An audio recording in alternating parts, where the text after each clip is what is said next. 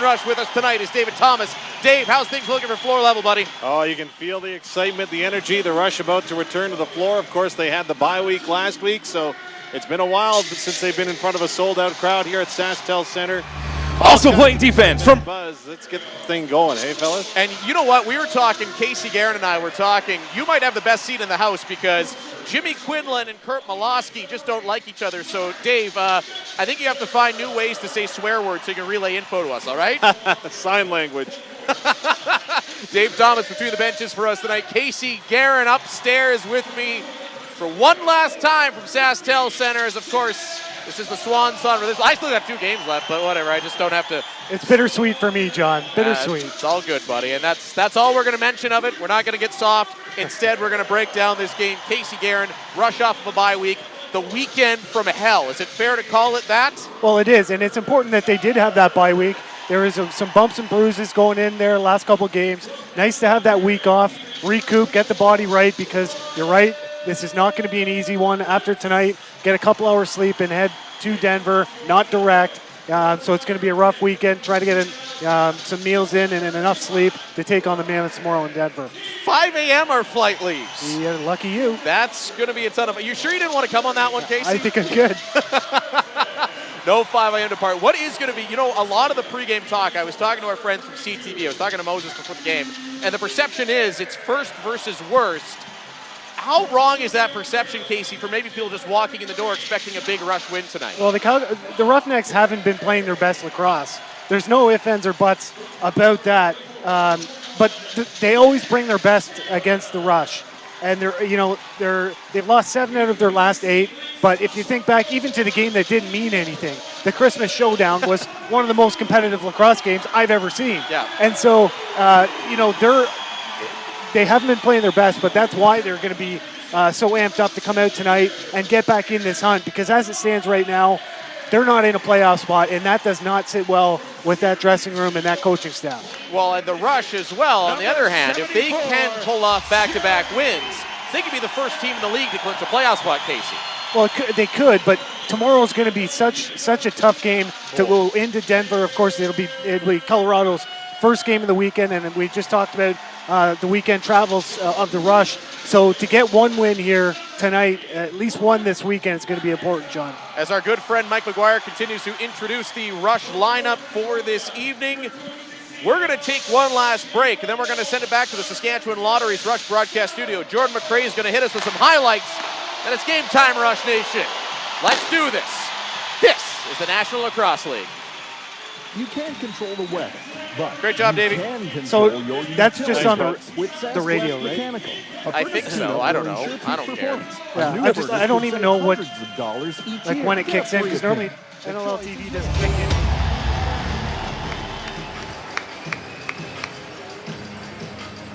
I'm waiting on a text. Johnny, what feed do you send them? The return? It's the whole thing. Okay. So they get our commercials and everything. So it's pandemonium here in Saskatoon.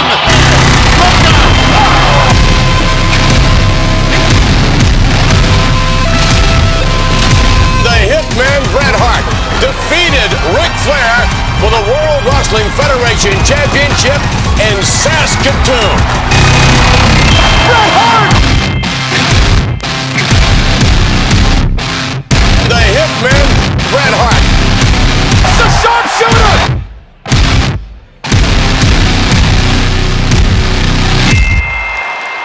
This is the greatest moment of my whole life.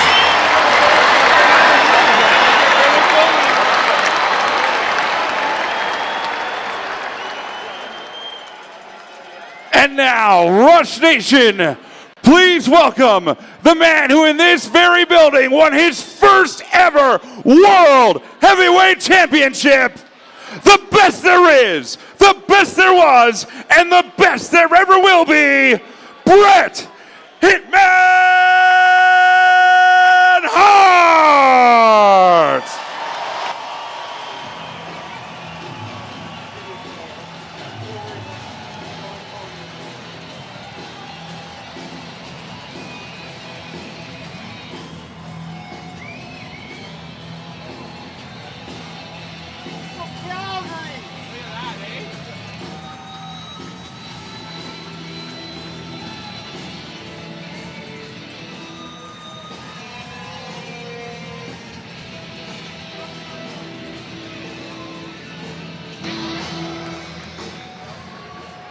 And now, ladies and gentlemen, please give a warm Rush welcome to the beloved, wonderful, sweethearts,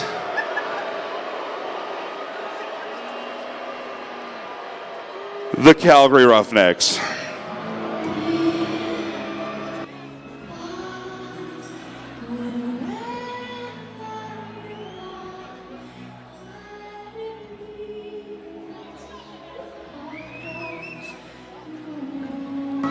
Officials for tonight's game are crew chief Mark Guardiano, assistant referees Matt Garrison and David Westwood, and shot clock operator is Ian Wilson. And now, Rush Nation, we ask that you please rise and welcome Trevor Wingeter to perform O Canada. O Canada, our home and native land, true patriot love in all thy sons' command. With glowing hearts we see thee rise, the true North strong and free. From far and wide, O Canada, we stand on guard for thee. God keep our land glorious and free. O Canada, we stand on guard for thee. O Canada, we stand on guard for thee.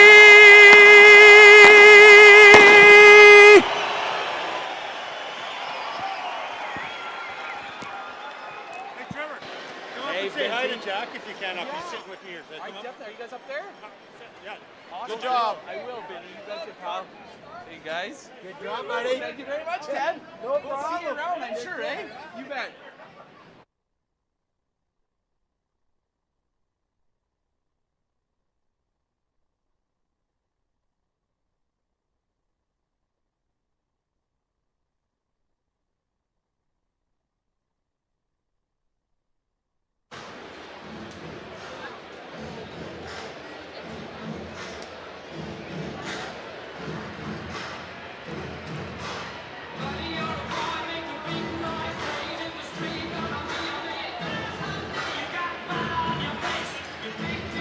And now, ladies and gentlemen, please welcome to center And field. welcome inside the SaskTel Center of the National Lacrosse League. Saskatchewan Rush and all those good people present tonight's game betwixt the visiting Calgary Roughnecks and the hometown Saskatchewan Rush. Another sold-out game at the SaskTel Center. And we got a very special guest. I got a chance to meet him downstairs. Casey Guerin, my color commentator, downstairs between the benches tonight.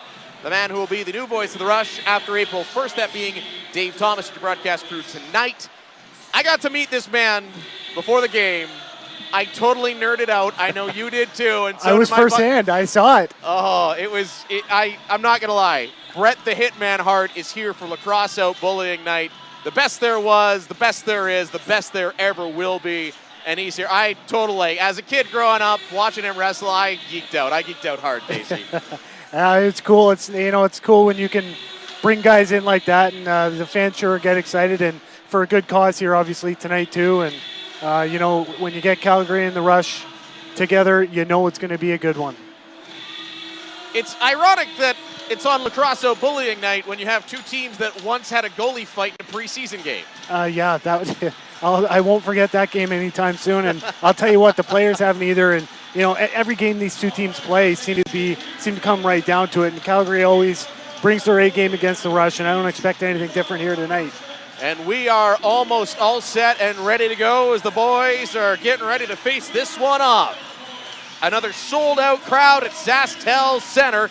Starting goalies tonight for the Saskatchewan Rush is Aaron Bold, the man they call Stone Cold, second in the league with a 10.84 goals against average. Facing him down to our left. A little bit surprising after the way Christian Del Bianco played the last game he was here that Frank Chiliano gets the call for the Calgary Roughnecks, 4-5 on the year, 12.6 and a 7.52. It's all started up by the Saskatchewan Rush. Won by Jeremy Thompson. Thompson, so far this year, 54.4 on the draws. Chris Corbeil is down low now. He's being harassed by Mike Carnegie. Tyson Bell's also in there, not surprising, and it starts off a little bit of physicality down to that far side corner. The Rush wearing their home greens. Calgary in their road whites. Black and green trim for the Saskatchewan Rush. Got a reset there after a violation on the Roughnecks. 14:33 left to go, opening quarter. We're underway. First offensive set for the Rush. It's Mark Matthews coming up over the top and an arm save. Frank Chiliano, he's going to dish it in transition, and it's going to be Garrett McIntosh coming down. McIntosh to McRae, back to McIntosh, and unlike his brother, couldn't seal the deal on the doorstep. Oh. And that was a big hit, too, in the corner. Got to get out of there, guys. Hang on. Mike Messenger, of course, getting in there. There, no call there as dumped into the boards was Jeff Cornwall. That looked to me on the first look, that hit by Doby, looked a little from behind to me. I thought there was going to be a call on that one. But instead, Cornwall's up. He's a tough guy. He's going to head back to the bench, but Nick Bilic in transition sets it up far side. Matthews and Dan Taylor. We should mention tonight there's a shot by the Calgary product, and it's saved by Frank Chiliano. Should mention as well tonight, no Adam Jones for Saskatchewan. So you're going to see a lot more of Dan Taylor. Ryan Keenan, first overall pick this year, draws back into the lineup. 13:48 left to go. Scoreless early on here as Jeff Shatler trying to evade pressure from Jeremy Thompson, who's hacking relentlessly, and then gives him the can opener. Shatler still picks it up, comes in, shoots. Nice block there by Soraketi to keep that one up and over the Rush net.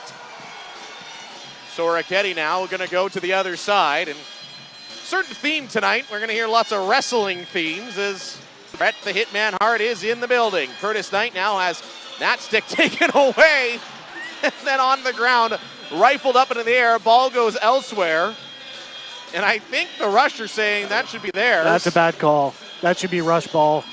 I don't know how you can fire the stick with the ball into the crowd and not get it, but hey, mistakes were made, Casey. That's a miss for me. 13:14 left. Dodge City Auto opening quarter. Back to the far side is Wes Berg. Berg on the season, 49 points. That's 14th in the league. Dane Doby going up to the former Rush player, Riley Lowen.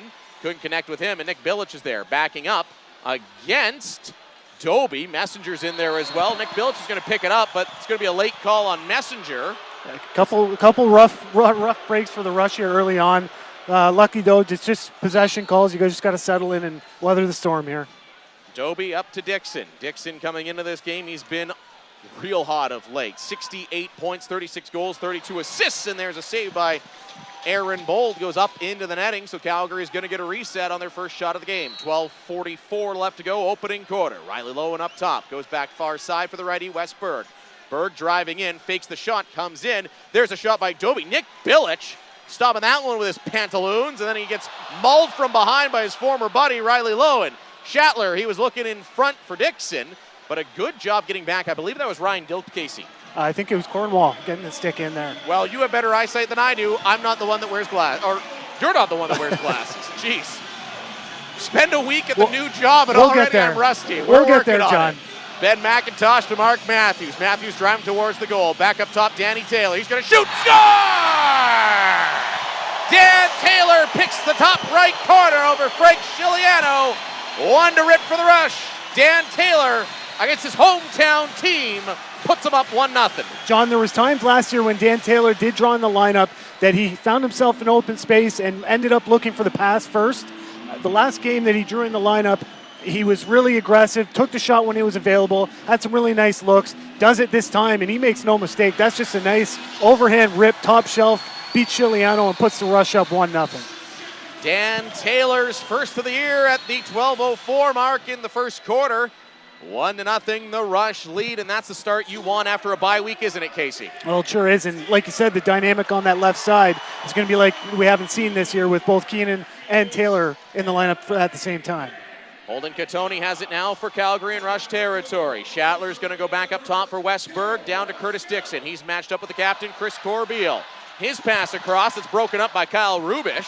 Rubish backs Katoni all the way up to half. He's just going to sling it in as the shot clock was winding down.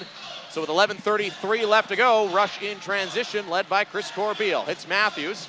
Mike Carnegie out to meet the Rush's leading scorer, coming in with 66 points. Another backhand pass to Ryan Keenan. He spins off some pressure, gets into Marty Dinsdale, shoots and scores! Keenan takes the hit to make the play.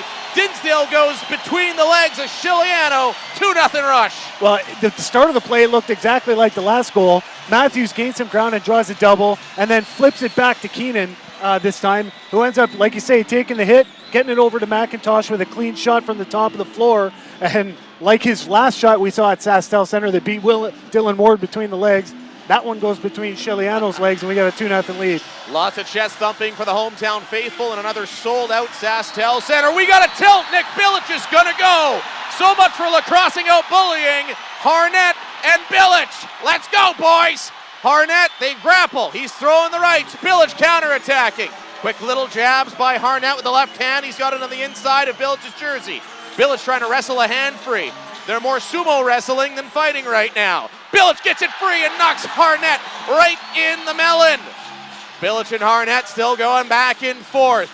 There's another right by Bilic and an uppercut. He's starting to hit Harnett in the body armor, working the body like he's Muhammad Ali or something. Love to see one of these guys go into a sharpshooter here in front of Bret Hart. Jersey nearly up over Bilic's head. He wrestles him down to the ground. Judges, what do you give the decision to, Casey Guerin? I think I would give the decision to Bilic, and I have to suspect that this had everything to do with the Christmas showdown, that being Greg Harnett going with Bilic, who's having a breakout season defensively. Last year, didn't even get into the lineup consistently. This year, really having a good year, and he's one guy that will always stick up for his teammates, and I expect that both of those guys knew that was going to happen before it did. We go down to our third judge. That's the man between the benches, David Thomas. Dave, who do you score it for? I'm going unanimous decision, but Harnett kind of wanted that. Calgary looking to try to change some emotion after 2 Rush goals, and I don't know if he did it. We're going to see what happened. You're right, Dave. His attempt he might backfire. And we're also going to see the Rush go to a power play as some confusion results in Mike Carnegie knocking the ball into Matthews' stick before he could get it from our official. Rush going to the power play. That's good news for Saskatchewan. First in the league, 59.3%. Calgary's penalty kill, though, not too pretty bad. 51.1. That's third in the National Lacrosse League. It's not. This just isn't the start that the Roughnecks needed. They really have been struggling to put together a full 60 minutes, and you just don't want to put yourself too far behind the 8 ball to this Rush team, especially at home. Especially after you tried to fight to fire him up. Church, Matthews up top. Matthews shoots, and that one, I don't think Chiliano quite saw it, but he is able to come up with a big save. It's loud in here tonight, Casey. Matthews over to Keenan. Mark Matthews is up top on the power play. Minute 40 left in the BN Metals power play. Coming in is Dan Taylor. Church is in alone. What a great save by Chiliano. Got the stick on Church all alone in front. He got between McRae and Manning. Here's Matthews. Ben McIntosh. What another great save. Frank Chiliano. Ben McIntosh with his signature shot. And there was a stick in the way out of nowhere. It looked like Dylan Ward in there. Matthews up top to Church. Rush, another reset on the power play. Matthews comes in. He shoots. That one stopped with the stick of Frank Chiliano, and it could have been 3-0 Rush there, Casey. That's 3 real good saves by Frank Chiliano. Especially because Church was left right on the doorstep there, the league leader in power play goals. Just couldn't connect. Curtis Dixon now shorthanded in Rush territory. Dixon's trying to drive towards the goal. The actual call was for unsportsmanlike or delay of game. Dixon back trying to drive. He's going to try to slam dunk it. Did he do it? No. Bold comes up with a save. That would have been a goal of the year candidate if Superman Dixon would have pulled that off. I was going to say, they don't call him Superman for nothing. Wow. 9:56 left to go. Opening quarter. Rush up 2-0. Power play. 36 seconds left on it. Ryan Keenan into Calgary territory. Church. He's got it. Up top for Matthews.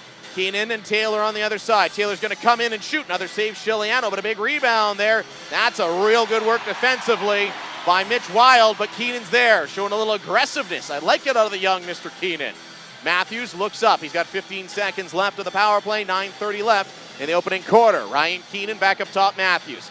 Matthews waiting, gets it to McIntosh. McIntosh makes a move, pushed back outside, Tyson Bell. Keenan, what another great save by Frank Chiliano. Chiliano, 4 highlight reel larceny saves, and the penalty is over. 2-0 Rush lead. 9 minutes left to go in the opening quarter as Westberg takes over just over half for the Calgary Roughnecks. Berg backs it up to Dane Doby. Doby's going to run into Rush territory. Back to Holden Catoni. Catoni, he's going to go over the top. Big shot. Nice save. Aaron Bold, who hadn't seen some action in a while. Just his 3rd save of the contest. Westberg looking over for Digby. Digby's going to work on Cornwall and Messenger. Back up top is Doby. Shatler has it near side boards. Shatler looking back across. Gets it to Westberg after a bounce. Low shot. That was a great shot trying to pick the corner, but Bold up to the task. Casey, both goalies looking real good so far tonight. Yeah, it looks like Bold's really settled in right now, but the Rush defense keeping the shots from the outside for the most part. Westberg from distance, another save there off of the foot of Bold, and we're going to take a timeout. Rush 2, Roughnecks nothing. This is the National Lacrosse League. Hockey, lacrosse, maple syrup, and beavers. Okay, 3 spots here, Jordan. Dave, what do you got for us, buddy? More Canadian than Talk the about the 2 Canadian teams' bagel. approach, and maybe I can throw it to Casey. Hashtag SaskTelRush to @SaskRushLAX. We'll pick a winner and escort our lucky fan down to the end of the first quarter. Must be 18 years of age to enter.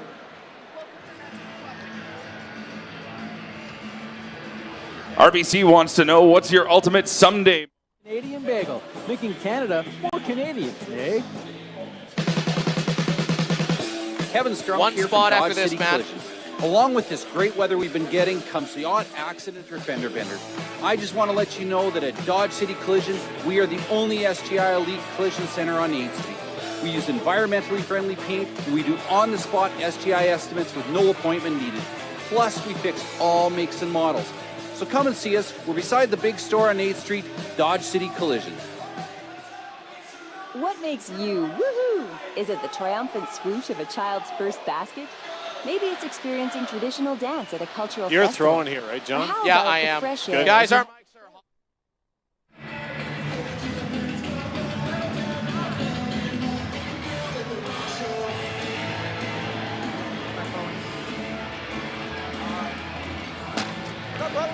Find out more.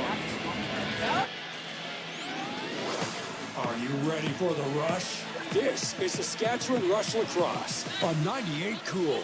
And welcome back inside the SaskTel Center. 2-0 the Rush lead. Between the benches tonight, Dave Thomas. Well, big weekend for both clubs, John, as of course they're both playing back-to-back.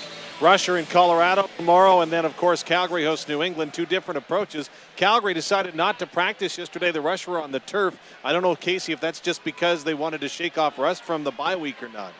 I think anytime you get the group together, Coach Keenan wants to practice. You don't see each other enough, especially not being in the Toronto area.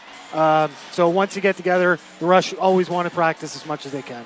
Dave Thomas and Casey Guerin. Thank you, Dave. Downstairs, Casey, of course, the man upstairs. Dan Taylor has it now. Just about to walk in. Rush lead 2-0. 7:46 left to go in the Dodge City Auto opening quarter.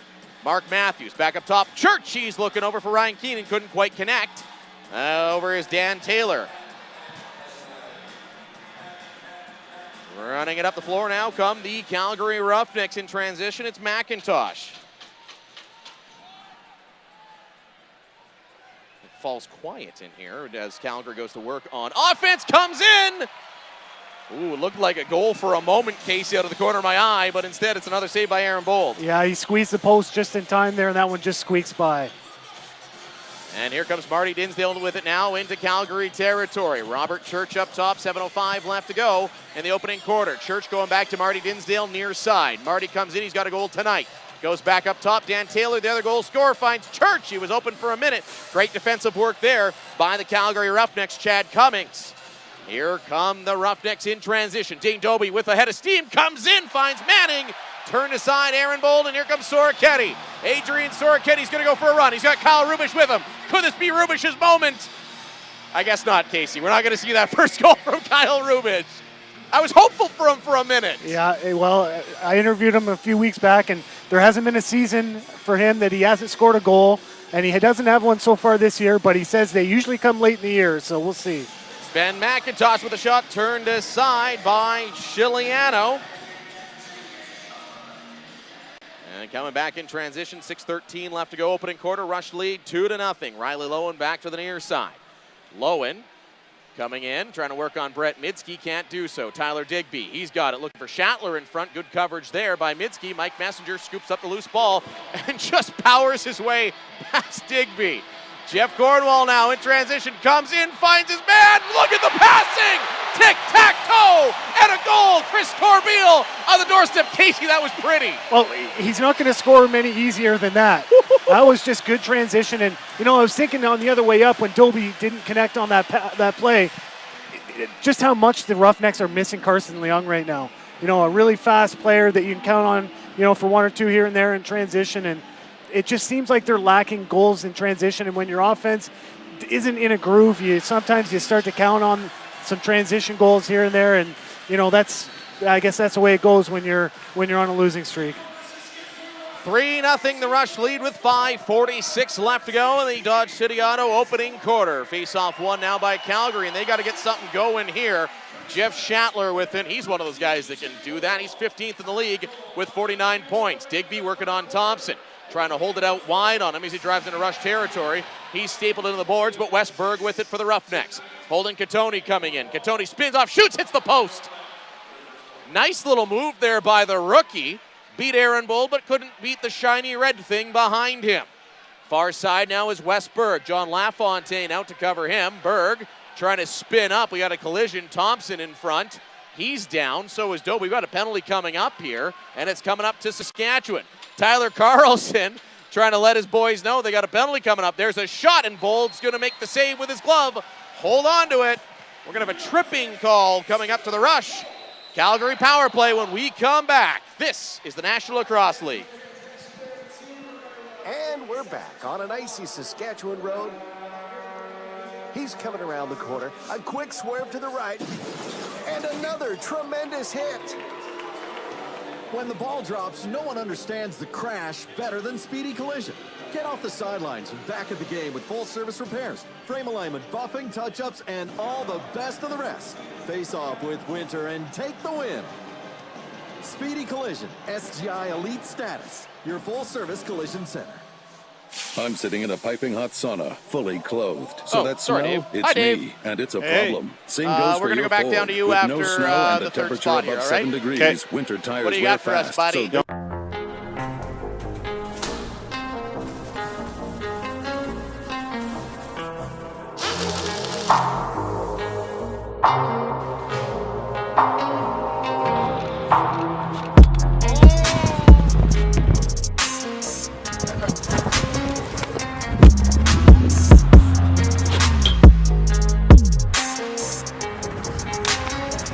Tonight's game is brought to you in part by Sports Interaction, Canada's home for worldwide sports betting. Bet responsibly at sportsinteraction.com. Disclaimer, only residents of Canada may open an account with Sports Interaction. The service is not available to users outside of Canada. Tonight's game is brought to you in part by Sports Interaction, Canada's home for worldwide sports betting. Bet responsibly at sportsinteraction.com. Disclaimer, only residents of Canada may open an account with Sports Interaction. The service is not available to users outside of Canada. Tonight's game is brought to you in part by Sports Interaction, Canada's home for worldwide sports betting. Bet responsibly at sportsinteraction.com. Disclaimer, only residents of Canada may open an account with Sports Interaction. The service is not available to users outside of Canada. Brand new pair of shoes, brought him out to practice yesterday. They didn't feel right in his equipment, so of course equipment guru Mark went ahead, took a pair of scissors to them, and actually made the high tops low tops. Incredible stuff. Thanks a lot, Dave Thomas, between the benches. Rush fans, you should get used to hearing Dave. Of course, he's the man taking over for me. You know, you're going to have to call toe saving a beauty, kick saving a beauty. I know, that's what's coming here. Mark, on top of being a great equipment manager, great roommate on the road, too, as well. 4:28 left to go in our opening quarter. Rush on their first Speedy Collision penalty kill of the evening. Rubish over to Corbeil. Corbeil now up over half. 1:22 left to go in the penalty to tripping for Jeremy Thompson. Or tripping for Jeremy Thompson. I got it backwards. Sorry, I've been in training all week for the new job. Keenan over to Matthews. Matthews is going to go to work here shorthanded on Mitch Wild. Matthews, hard pass there to Knight. Clock winds down. Long shot. Almost looked like it fooled Chiliano, but he pops it out. Nice work there by Ryan Keenan to pick up that loose ball and take some punishment down in the corner. Keenan playing well above his listed 5'11", 180 there. Gets a nice ovation from the SaskTel Center crowd. Mitch Wild down transition. Wild, is he going to back it up to Jeff Shattler? Shattler bounces over to Dane Doby. 36 seconds left in the power play, so 1 full 30 here for the Calgary Roughnecks. Curtis Dixon, he's going to fake the shot, go to Shattler, down low near side. Shattler, again, far side now. With some room was Berg, but pushed back out by Brett Midsky before he get his shot away. Curtis Dixon, sidearm, and that's going to be turned aside. The left leg, or the left modified shoe of Aaron Bold. Thanks to Dave Thomas for that awesome information. 3 minutes left to go in the opening quarter. 8 seconds left, and it's Doby on the power play. Dane Doby between the legs of Bolds. 3-1. Well, one of the reasons why the Rush have been successful on defense here tonight is they're keeping all the shots from the outside. If Bold can see them from out there, you know, he's usually going to get into his zone and start saving them for the most part. And here Doby just lets one rip underhand, and Bold can't squeeze it tight enough and gets by on the power play. And the Roughnecks get back into it. 2-goal game again. So it's 3-1, Rush over the Roughnecks. Our good friend, Vancouver play-by-play man Jake Elliott, just notifying me. I guess I also could have checked the league's website that Toronto just beat Georgia in overtime. Reinhold with the winner.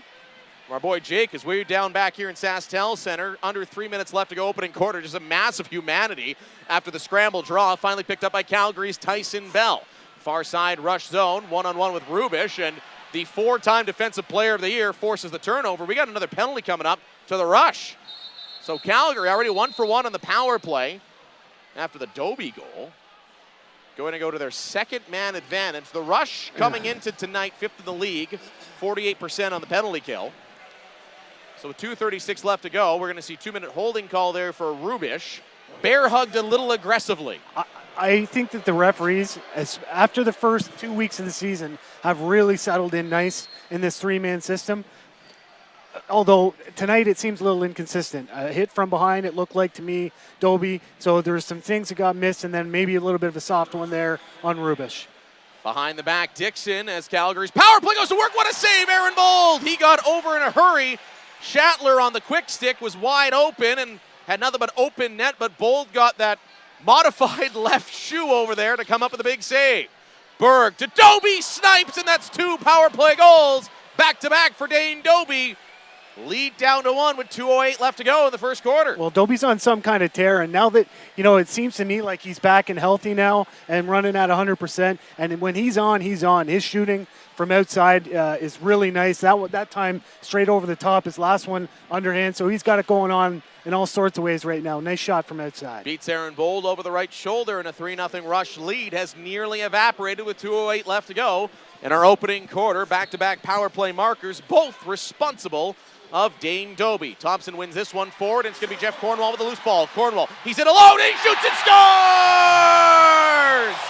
Jeff Cornwall's one move prevails again. 4-2 as Cornwall stops the 2-goal run. Well, if you do it well, then keep doing it, I guess. And, you know, but as a coach said, that's frustrating there.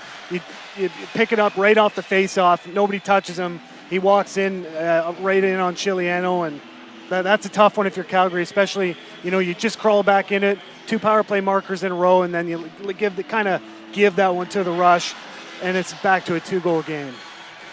Cornwall, of course, when we see he's got one move, he'll be the first guy to admit it. This is new information. So Dan McRae now with it for Calgary after their face-off win. 1:50 left to go opening quarter. And Mike Carnegie has it for the Roughnecks just over half. He'll give it to Holden Catoni as the Calgary offense comes on, trailing 4-2 to the Saskatchewan Rush. Curtis Dixon, far side, enters Rush territory. Calgary's leading scorer comes in. He's picked up by Soraketti. He comes back to Lowen. There's another great pass there by Dixon. Really passing the ball real well tonight to Berg, and he's turned aside with the stick of Bold. And the Rush at one point were out shooting Calgary 10-2. Shots are now 14-13 for the Rush. Calgary waking up a bit here, aren't they, Casey? Well, they are, and they're really swinging the ball back and forth, keeping the Rush defense a little off balance there. 1:10 left to go in our opening quarter. Calgary has it once again. They march towards Rush territory. Riley Lowen, former member of the Rush, gets it to Doby. Doby's got both Calgary goals in the opening quarter. Tyler Digby, he finds Dixon. Dixon, nice move there. Still has it. What a great job there by Dixon, using all 6'2", 205 of that frame. And I believe we're going to have an over and back call on Calgary as Nick Bilic scoops it up for the Rush anyways. 44 seconds left to go. Bilic is waiting to see if the offense is going to come on. They do, led by Dan Taylor. Taylor looking for the double up here, and if they could just scoop the loose ball, they would have had it, but they don't. Or do they? Curtis Knight. Good little battle there. 25 seconds left to go, and that's some great work there by the Calgary Roughnecks. That looked like a sure 2-for-1 there for Saskatchewan, but instead, Calgary's got it and a timeout. Well, especially when things aren't going your way, you have to outwork the opposition, and you have to win those 50-50 battles, get the loose ball. They do that time, and that means they're going to be able to set up their 6-on-5 here. Maybe we should have picked two different teams for lacrosse out bullying night, because Ben McIntosh is absolutely into it with Dan McRae all the way up the floor. He didn't like what he perceived as a hit from behind or a shot to the head during that scramble for the loose ball, but when we come back, we are going to have about 25 seconds left. Rush lead the Roughnecks 4-2. Casey, what do you think's been the biggest change in Calgary since they went down 3-0 while being outshot badly? Power plays. I mean, honestly, the shots they were getting from outside, Bold was able to see, and if he can see them, he's going to stop the majority of them. But, you put a team on the power play, and it doesn't matter what team or how they've been rolling. If you put a team on the power play enough times, they're going to have the opportunities, especially with shooters like Dane Doby. And that, it's an easy, I shouldn't say easy 2 goals, but, it's a lot harder for them to score 5-on-5. So that's allowed them to crawl back in, gain some momentum, because when things aren't going, if the Rush have the majority of the possession, it's hard to get on a roll offensively if you're the Roughnecks. So now they get the power play out, they start rolling, they start gaining some confidence. That's how they get going. And they're feeling much better as it gets real loud. SaskTel Center, 15,000 and change coming to their feet here with 20 seconds to go in the Dodge City Auto opening quarter. Curtis Dixon's going to wait it out. Calgary's net empty for the extra attacker. They're going to run the one play. Dixon looking up. Rubish comes out to oppose him. Dane Doby's got 2. He's got it. Lowen now, well-executed play. Lowen rings the post. Cornwall with a second left. He's going to go long, and he's going to go wide. Time will expire. And after one quarter, Rush lead the Roughnecks 4-2. You're listening live on 98 Cool. Hey. Pro lacrosse teams are now fielded in Philadelphia, Boston, New York, Maryland, Montreal, and Quebec. Yesterday, there was friendly competition and not so friendly competition. We knew our true colors weren't just worn on our backs, they were painted on our faces and hoisted as high in the air as we could possibly carry them. Whatever it took to claim our turf. Yesterday, we left it all out there. Blood, sweat, tears, you name it, we left it. We kept ourselves focused and we kept each other in check. And the only thing we took were epic shots. Yesterday, we saw more twists and turns in 8 seconds than most people saw in an entire season. We lost the ball, lost our minds. We lost countless times in every game. If you could see the ball, that was a slow day. Yesterday, physics didn't apply to us. Gravity wasn't welcome in our box. Armed with just a stick and a ball, we took flight. Yesterday, we were the best we could be.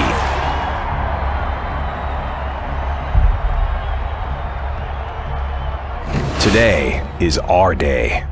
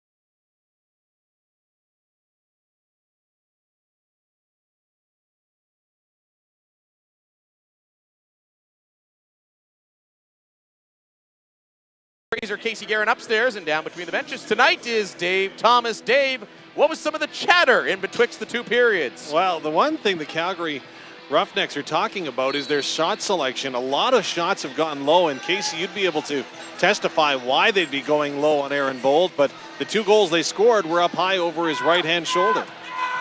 Excellent work, Dave Thomas. Thanks for the insight as always, my friend. Casey, would that be the shot chart on Aaron Bold, as Dave alluded to, as down in the corner of the aforementioned Mr. Bold, as that ball rolls behind the net? It's a little bit of a battle. I'll let you get to that point in a second here, Casey, as alone in front is Garrett McIntosh. There was a shot scooped up Chris Corbeil as that missed. Casey, is that kind of the book on Aaron Bold? Well, I don't know. I mean, the last goal was certainly top corner. The first goal by Dane Dobie was that underhand that went between his legs.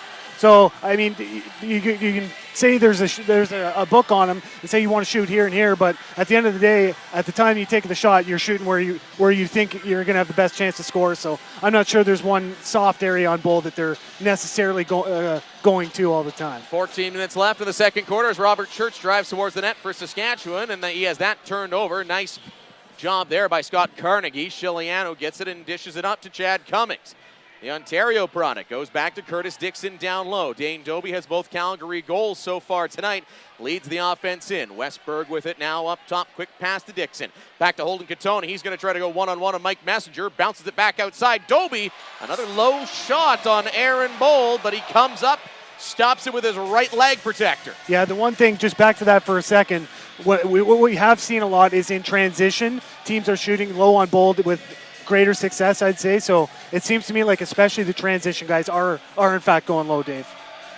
Curtis Knight to Ryan Keenan as the Rush take over in Calgary territory. Knight looking back down low for Matthews. Finds Messenger, shoots and scores! The rookie, Mike Messenger, proving he can play both ways. He's a stud, Casey. There's no better way to describe this kid. I know you like him, John, and what's not to like, especially on the defensive end for a rookie, coming in, such a big body and responsible defensively. But here he just posts up right in the slot area, and Matthews finds him, and he makes no mistake, gets it in and out of his stick quickly and beats Chiliano. You could say, I'm mad for Messenger. Oh. Bad, lame dad joke? Wouldn't be a John broadcast if we didn't have him. Hey. Whatever you want tonight. This is your night, buddy. 5-2, Rush lead the Calgary Roughnecks. After the Mike Messenger goal, that'll go down as the rookie from Surrey's 4th of the season. Made an appearance on our friend Andy McNamara's rookie power rankings. He might stay there for a while. 12:53 left to go. Calgary counterattack. Tyson Bell in alone, had a chance. Turned aside with a stick of Aaron Bold. Far side is Cummings. He goes back to Digby as we get the stone cold Aaron Bold chant here at SaskTel Center. 5-2 the Rush lead. 12:39 left to go. Up top is Westberg. Berg goes far side, connecting with Shatler. Shatler works on Rubish. Shatler drives in, tries to go low. Bold up to the task. And Casey, to me, this is the most confident Aaron Bold has looked all year. Well, it's because the first few shots, he was allowed to settle into this game and really get into a groove. Because the first, 6-7 shots by the Roughnecks all came from outside and not around screens. He was able to pick up the ball right away, so he's feeling it. Robert Church comes in. Back up top, Dan Taylor. Down low, Ryan Keenan. 12:07 left to go. Keenan with a great assist in this game. Holds on to it there. Underhand pass, Dan Taylor. Low shot, looking for the short side. It's going to bounce up. They're going to say that missed the net, so Calgary takes over. They're going to give it to Frank Chiliano in his own end, the goaltender. 11:58 left to go. Chiliano's going to dish it up all the way up to Curtis Dixon. 5-2 is the Rush lead here. We are into the second quarter, brought to you by Motion Fitness. Westberg drive towards the middle for Calgary. And alone in front, Dobie, a great shoulder save by Aaron Bold. Comes up with the left arm, trying to go over the top, and Messenger's behind the back pass intended for Ryan Dilks, just a little out of his reach. It'll roll all the way into Calgary territory. Dilks ties up his man, Cummings. Messenger gets in there on the fun. Tyson Bell, we got a penalty coming up here as Messenger's taken to the ground. That looked like some sort of suplex. Bret Hart is in the stands for Lacrosse Out Bullying Night. Yeah, I think it's going to be a slash to the Calgary player there. Initially, really nice play there by Chad Cummings just to tie up that loose ball. It looked, with two Rush guys in there, Messenger and Dilks, it looked like an easy loose ball. He ends up tying it up. Unfortunately, looks like Tyson Bell takes a slashing penalty at the end of that play.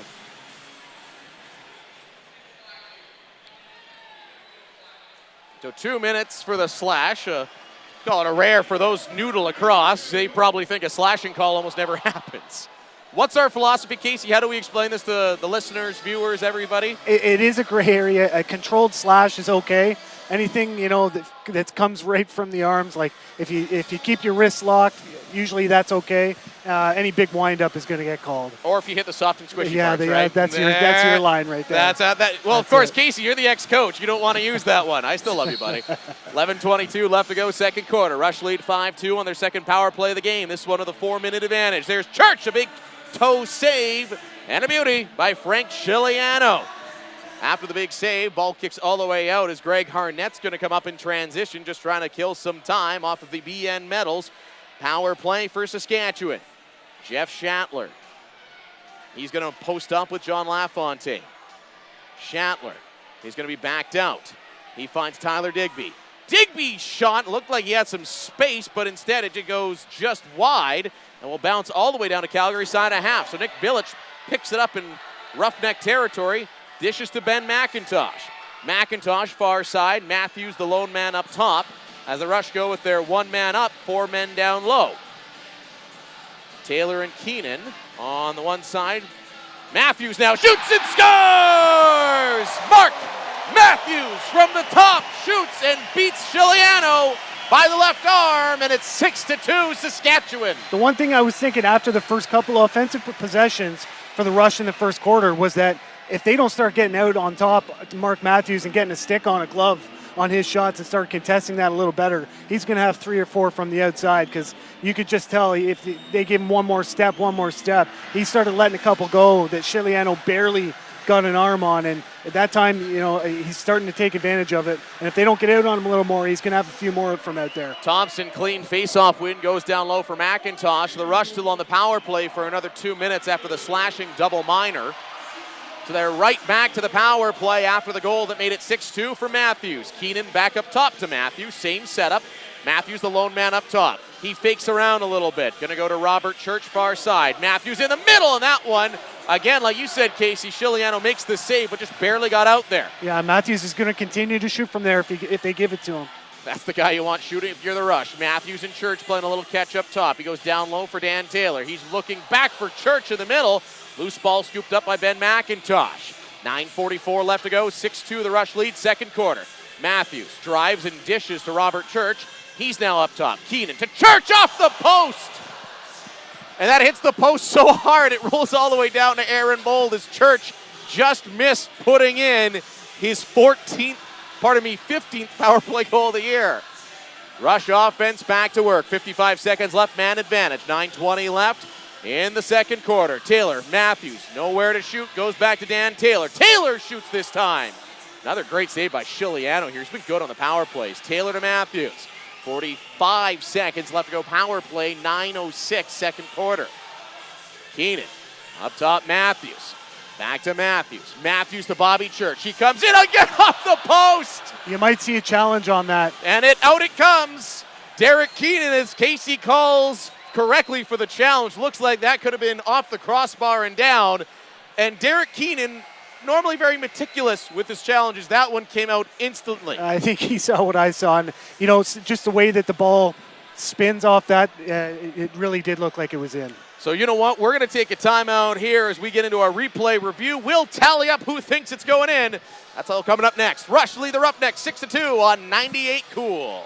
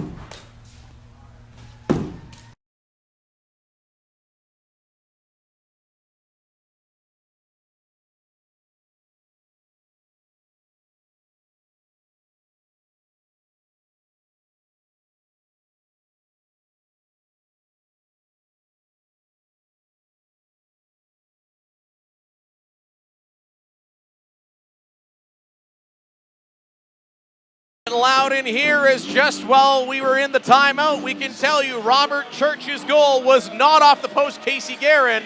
You were the first one to see it. Full credit. And Robert Church goes bar down, as the kids these days say, make it 7-2. Rush starting to pull away with this one. Dave Thomas is between the benches as we see a goalie switch. Dave, what were you hearing during the replay review? Well, Calgary was upset that the review was allowed, but there was no doubt about it when they showed it on the screen, and Robert Church was the guy that pointed to Keenan, and he said, hey, coach, we got to get this one, and that's why the flag came out so quickly. I was going to say, that was Keenan's best toss of the year, I'd say. Dave Thomas between the benches, thank you very much. 8:41 left to go, second quarter. Rush now lead 7-2. As we mentioned, goalie switch here for the Roughnecks. In is Christian Del Bianco, who I honestly thought Casey was going to start tonight. He was excellent in the Calgary overtime loss to Saskatchewan a few weeks ago. You're right, he was. Now, keep in mind, that was during a 3-game stretch that the Rush made every goalie look like they were great. But yes, he did play well that game. Well, he just brought something different. I love the hockey analogies. I almost say it's a Martin Brodeur. He just plays it so well back there, right? And the one thing you got to watch out for is transition. Because as soon as he gets it, he's looking up floor right away. So now after the replay timeout, we are going to reach our second timeout of the quarter. We'll keep it short. We'll be right back, Rush fans. Rush lead Calgary 7-2. This is the National Lacrosse League. Hi.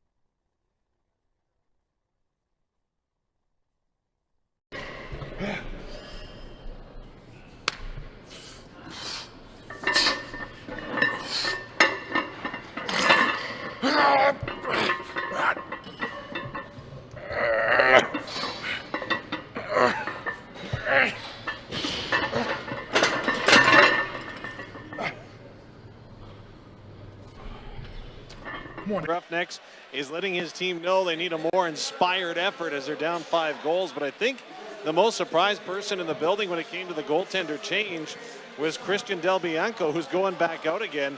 He didn't have any gear on.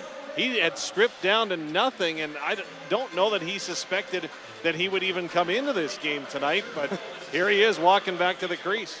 I guess you can't go into the crease without your pantaloons, eh, Casey? Oh, the one thing you see from Kurt Milosky quite a bit is just to shake it up. He'll throw in the backup for even as short as 15, 20 seconds till the next possession, then throw the other goalie back in. See from him a lot. I'm not so sure that's going to happen here, but it does happen. Also being announced from Superheroes Night. You remember Superheroes Night, by the way. Thank you very much, Dave Thomas, downstairs. Superheroes Night, those special jerseys raised for the Children's Hospital Foundation of Saskatchewan that night. $14,913.24. That'd be National Lacrosse League fans. It's Weiserhood clap that here, Casey. Slow clap. You deserve a slow clap. Nearly $15,000. I think I see a Bret Hart in the stands. I'm sure there's a few Bret Harts in the stands tonight for Lacrosse Out Bullying Night. 8:04 left to go. Second quarter, 7-2 the Rush lead as we're whistled back in here at the SaskTel Center. Calgary with it. Far side is Doby, goes to Westberg, down low near side. Back up top for Dixon. Dixon trying to get something going to Katoni. Dixon got absolutely steamrolled by Mike Messenger. Casey, my man crush continues to grow. And he did. He just lit him up. And Curtis Dixon is one solid individual. It takes a lot to put him on his butt. Messenger 6'2", 203. Dixon 6'2", 205. Two big bodies colliding there. 7:30 left to go. Motion Fitness, second quarter. Rush on offense. Mark Matthews down in Calgary territory. Trying to pick the corner on Del Bianco. Couldn't do so. That ball's going to roll all the way down. And it's Harnett. Greg Harnett picks it up. Goes to Dixon, who's fine. Shakes off the hit he took. Runs into Jeremy Thompson, who gets him down to the ground. And then the loose ball to Kyle Rubish. Rubish back to Curtis Knight. Knight. He's going to spin off. He goes to Matthews down low near side. Matthews pushed back outside. Great defensive work there by the captain, Mike Carnegie of the Calgary Roughnecks. Matthews has to stop up with 6:50 left to go. Getting ahead of myself. Robert Church, 15th power play goal a couple minutes ago for the 7-2 lead. Matthews with the old chasse.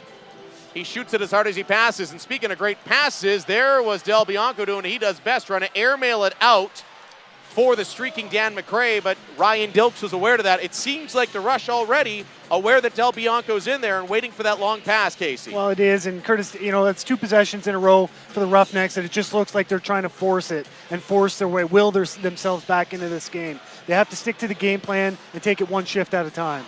McIntosh hits the post there in transition. Rebound from Keenan, picked up by Del Bianco. That'll keep it at 7-2. Rush now hitting 3 posts, then again, so is Calgary. Cummings all the way up, gets it to Jeff Shattler, coming into Rush territory. Shattler over the far side for Bilic, under 6 minutes to go. Shattler now walks one-on-one with Nick Bilic, who has another fight here. Another guy that's loved here at SaskTel Center. Near side is Curtis Dixon. Get it to his hands. That's usually where good things happen. Back to Shattler into the middle. Broken up there by Jeremy Thompson and Nick Bilic. Thompson with a nice little juke to send his man's ankles to be broken. Corbeil now in transition. Back to Thompson, shoots and scores! Jeremy Thompson underneath the pantaloons betwixt the legs. 8-2 the Rush lead. I started thinking, pull that out. It started to look like a broken play, but when it rains, it pours on the Roughnecks because nothing seems to be going their way. And Thompson squeezes one past the legs of Del Bianco that time. And this game is, you can never say a game is out of hand, especially in the first half. We've seen what happens in this league. But the Roughnecks aren't doing themselves any favors. They're 0-6 when trailing at half. So it's not looking good for them at this point in time. And what do they say, Casey? Numbers never lie. Dan McRae with it now. So you got to think Calgary's got to get something going here. Maybe Dan McRae can be the spark plug. Runs it all the way down low behind the net of Aaron Bold, trying to find it for Dixon. And it's a low pass, and Dixon can't get it. Jeff Cornwall now after the turnover. Cornwall making a couple of moves. He'll spin out. Mitch Wild's on his back, so nice defensive work there by Wild. Rush offense on now, though, with 5:10 left to go. 8-2 is the lead. Curtis Knight over to Marty Dinsdale. Dinsdale on Westberg. Dinsdale, a couple head fakes to Ryan Keenan. Back over to Marty Dinsdale. Dinsdale has his helmet lifted up by Berg, looking back for Matthews. Couldn't connect with him, and Mike Carnegie picks it up and leads Calgary in transition. 4:50 left to go, second quarter. Westberg slows it down far side for the rookie, holding Katoni out of DeWinton, Alberta. Katoni working on Rubish. Rubish, hard pick there by Jeff Shattler is going to be called, and we're going to take another timeout. Rush lead 8-2. This is the National Lacrosse League. Yeah. Want a little heat? Yeah. Here we go. 1, 3. Boom. Drop it. Up, up, up, up.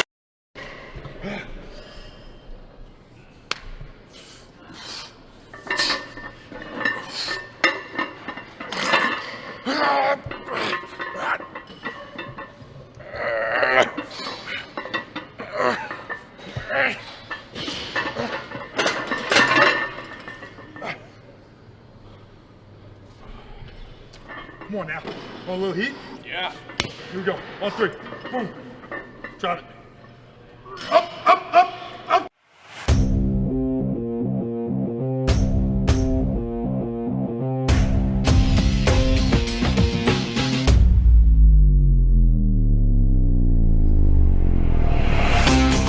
If you're a player looking for a lightweight head that delivers power and control, string up the Under Armour Command Low.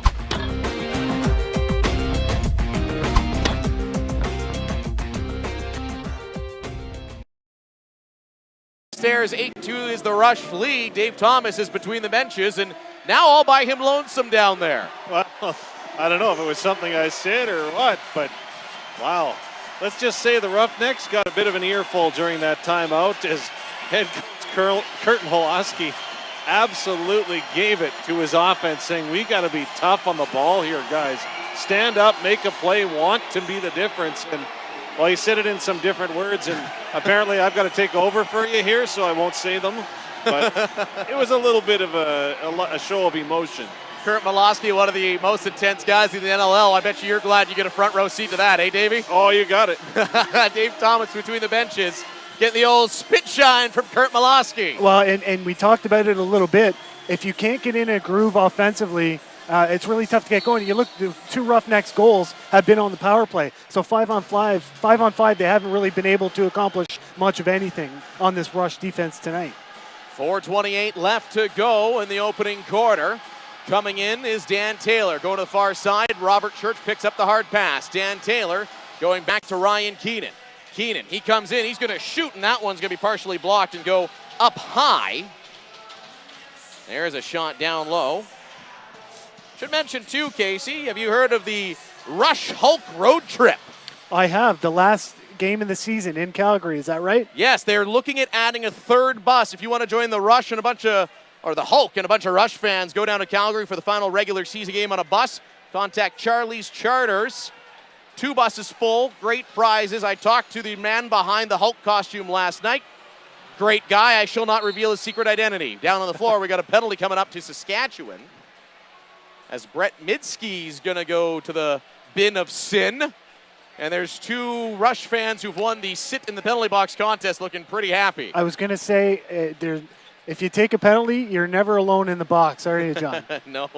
I always love watching the interaction down there because some people are taking selfies and stuff, and others just kind of, so we got a selfie crew down there. 3:40 left to go in the second quarter. Calgary to the power play. Far side, Berg to Dobie. What a wicked shot. It's going to miss, though, and it'll be an over and back called on the Roughnecks. So the first 24 seconds gone of the power play. 3:29 left to go, second quarter. Rush lead Calgary 8-2. Curtis Knight's going to claim possession down low. He's going to go back up top for Marty Dinsdale. Ryan Keenan with it. Keenan goes to Mark Matthews. Matthews near the half wall, close to his bench, is just going to kind of wait, run off as much time as he can.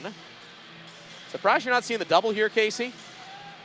No, not really. Not with the shot clock running in the NLL. So Tyson Bell there after a broken pass to Curtis Knight. Picks it up. He's going to go for a run. All the way to Rush territory is the Roughnecks defenseman. He's going to fake one pass and then go to Curtis Dixon. Dixon's going to slowly trot across the Rush restraining line. He's going to go back to Berg. 2:50 left to go, 1:06 left to go in the power play. Berg is the man up top. Ryan Dilk's got a stick on that. That'll roll back to the Calgary bench.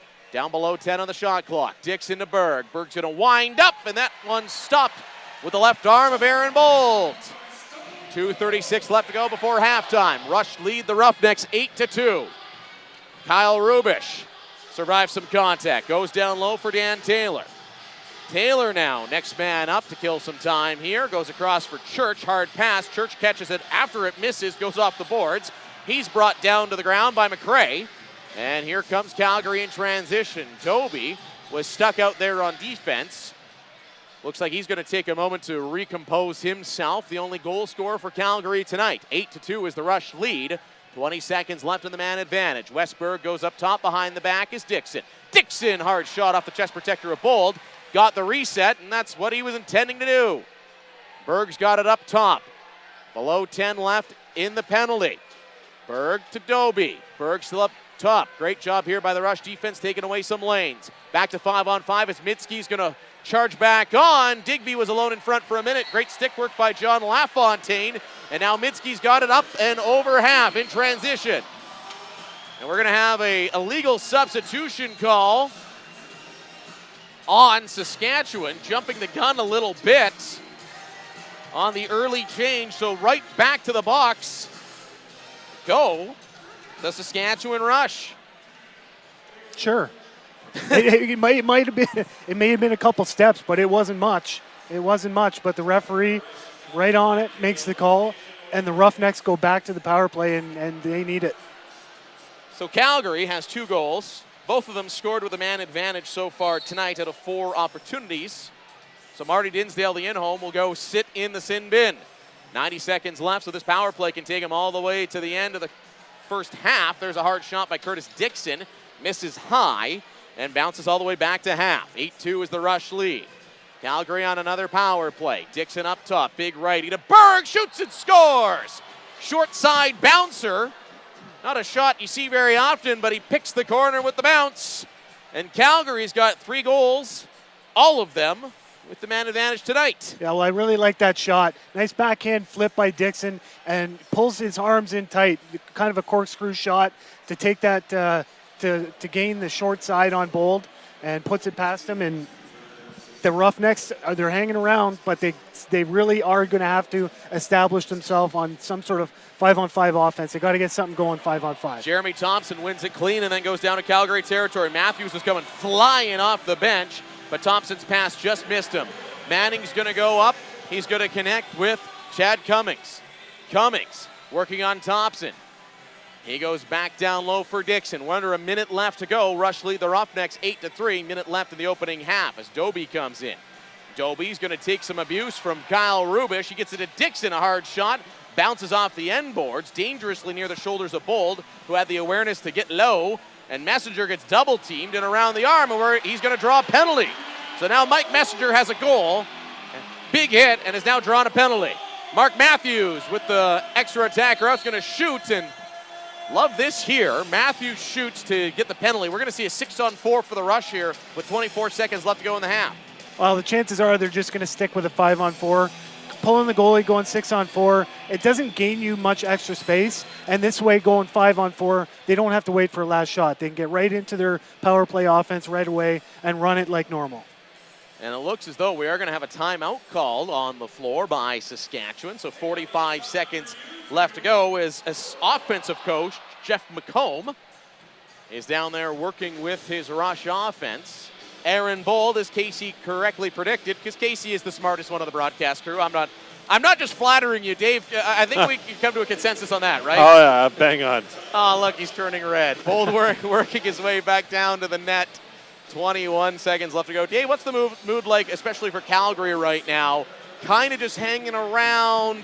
What's some of the messaging? Again, heavily censored because we all know Kurt Malosky. No, but you're right. Obviously, that's a big positive, getting a goal on the power play. Yes, it's their third power play goal of the night, so Casey nailed it. You got to play 5-on-5. They know that, but that's a big lift late in the half. Thank you, Dave Thomas. 8-3, the Rush lead the Roughnecks as we're about to come just up on the aforementioned half that Mr. Thomas so eloquently brought up. So Matthews will take a look up at the clock. Bold does remain in the net, so the Rush go to the power play after the penalty to Dixon. Matthews is still just going to execute one play. The normal, he's getting a signal there from McComb, and McComb tells him to go for it. Keenan now with it. Keenan, he's going to come in. Back to Robert Church. Keenan shoots right as time expired, but Christian Del Bianco with the save. At half, Rush lead the Roughnecks 8-3. This is the National Lacrosse League. What's hot? Being able to spend unlimited hours. Pro lacrosse teams are now fielded in Philadelphia, Boston, New York, Maryland, Montreal, and Quebec. Yesterday there was friendly competition and not so friendly competition. We knew our true colors weren't just worn on our backs, they were painted on our faces and hoisted as high in the air as we could possibly carry them. Whatever it took to claim our turf. Yesterday, we left it all out there. Blood, sweat, tears. You name it, we left it. We kept ourselves focused and we kept each other in check. And the only thing we took were epic shots. Yesterday, we saw more twists and turns in 8 seconds than most people saw in an entire season. We lost the ball, lost our minds. We lost countless times in every game. If you could see the ball, that was a slow day. Yesterday, physics didn't apply to us. Gravity wasn't welcome in our box. Armed with just a stick and a ball, we took flight. Yesterday, we were the best we could be.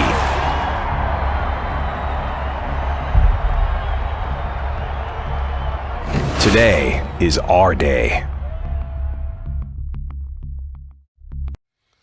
Welcome, lacrosse fans. Tyson Geik of NLL Productions here with you right now, and I'm joined by Shay Hewen, CEO and founder of the U-Hawk Camera. We have some exciting news for you today. The NLL has officially partnered with the U-Hawk Camera, the new official action camera of the National Lacrosse League. Shay, an exciting moment, for both parties here. Yeah, it's an incredible day.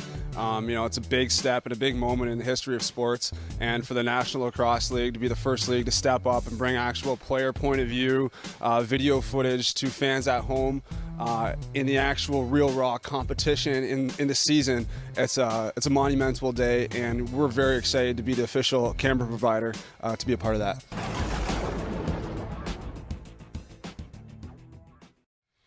The National Lacrosse League logo honors its over 30 years of history, but also pushes towards a new era, a new day. An updated colorway of black and silver illuminates the way forward, with technology and innovation as our mandate. The Shield captures the warrior spirit of the physical battle of sport while being modern enough to appeal to new audiences. The goal. By extruding the shape of the shield, the container is one that is a nod to the ubiquitous shape of a lacrosse goal. The original four arrows representing the founding of our league with 4 professional box lacrosse teams. Washington, D.C., Baltimore, New Jersey, Philadelphia converged to create the NLL Star. A modern interpretation of a star that combines both the arrows of the original 4 teams and a Native American morning star. The 4 arrows converge to create the heart of the star representing the current teams and the fans who are the beacon of the future of the National Lacrosse League. This is the National Lacrosse League. Today is our day.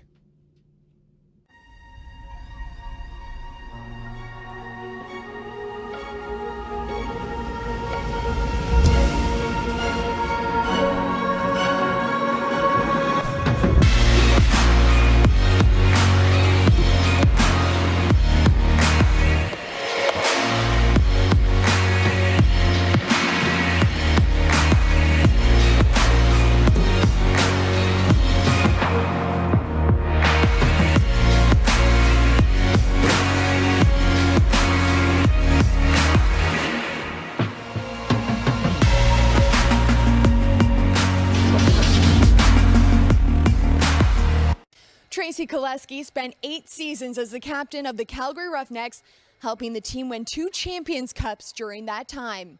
This Saturday, he will become the 2nd member to join the Forever Roughnecks Club as his number 17 is raised to the rafters. Possession, left side of the line, here's Koleski, moves middle, then feeds a little deeper in, a floater gets by Matt Pitts, they score! He will hoist that cup above his head, and there you go! He was the kind of guy that never wanted to lose, and I think he was one of those guys that would do anything. Warrior, absolute warrior. You know, later in his career, some guys say, well, you know what, you kind of take a step back. He never did. He contributed from the offensive end from the time he broke into the league and the time he finished. And, you know, that's an old school warrior in my books. This Saturday, one of the greatest players to ever put on a Roughnecks jersey will see his number 17 raised to the rafters. What an honor it is to be recognized by the Roughnecks. It's, I spent 8 years out there. Was fortunate enough to win 2 championships with that team and that organization. But I always consider myself as a Roughneck, and to kind of get that honor from that organization truly means the world to me. 5-time All-Star Tracy Koleski spent 8 seasons with the Roughnecks, all 8 of them with the C on his jersey. And on a team full of leaders, it was his heart that earned him the title. He doesn't need to score the 3 goals. He'll do whatever it takes. So he'll fill up the water bottles. He'll go shag balls at practice. He's just all about the team. And, you know, when you see somebody like that, you can't help but follow that. And I think that's what makes him special. He led the team on the floor to a Champions Cup in 2004 and 2009, but he also led off the floor, helping grow the game of box lacrosse at a grassroots level in Calgary. Tracy was always available. He taught kids. He worked in the school program. So he touched a lot of lacrosse players through just as an individual, and I think he probably encouraged people just by his play to pick up a stick and try the sport. Koleski becomes the 2nd player to join the Forever Roughnecks Club. The first, his good friend and former teammate Caleb Toth. Koleski knows Saturday will be a special moment as he gets to share this honor with fans, friends, and family. Just, you know, my dad smiling down, you know, to me is it's pretty awesome, you know, because he was my biggest fan. You know, here I'm getting a little bit choked up again about it, but that to me is the most special, right? And I know how proud my son is of me, and I think that's kind of, it's almost, you know, twofold in the sense that, you know, that's how I looked up to my dad, and I'm hoping my guy's doing the same to me with, you know, getting these awesome honors. So in that regard, it means the world to me, knowing that my boy gets to witness it and see that. Who once watched him battle in the rafters will now see his name raised to the rafters forever. For NLL Productions, I'm Mia Gordon.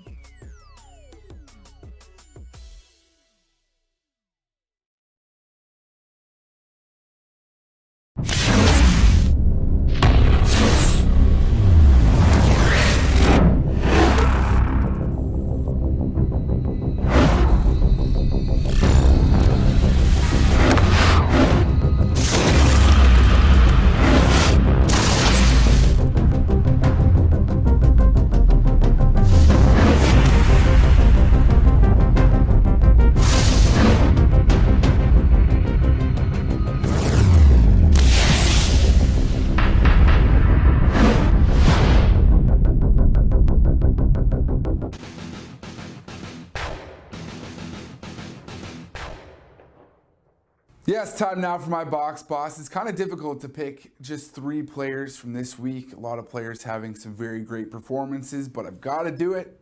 There's room for just 3. I'm going to start with Kyle Jackson from the Rochester Nighthawks. 5 goals, 2 assists for Jackson in the loss to the Black Wolves, including a nifty one-handed underhand shot that beat Evan Kirk. This kid's had flashes of brilliance all season long, and I think the development of this player will continue for years to come. He's also going to be a player to keep a close eye on for the remainder of the season. Number 2, I've got Mitch Jones from the Buffalo Bandits. Jones had a pair of goals and 4 assists in the game against the Stealth, good enough to be named the game's first star. One of the goals was an absolute beauty as well. Jones has had a number of highlight reel markers this season. He's been fun to watch, and a player that the Bandits have been able to count on night in and night out. And at number 1, this player is certainly no stranger to box bosses. He's been named number 1 a couple of times. Callum Crawford from the Colorado Mammoth. Another great game for Callum against the Rock on Friday night. 3 goals, 3 assists. Now, just like Jones, Crawford has been extremely fun to watch this season. He's a leader for this team and makes that right side deadly for the Mammoth. If this team wants a big postseason run, Crawford's going to need to be an integral part of it.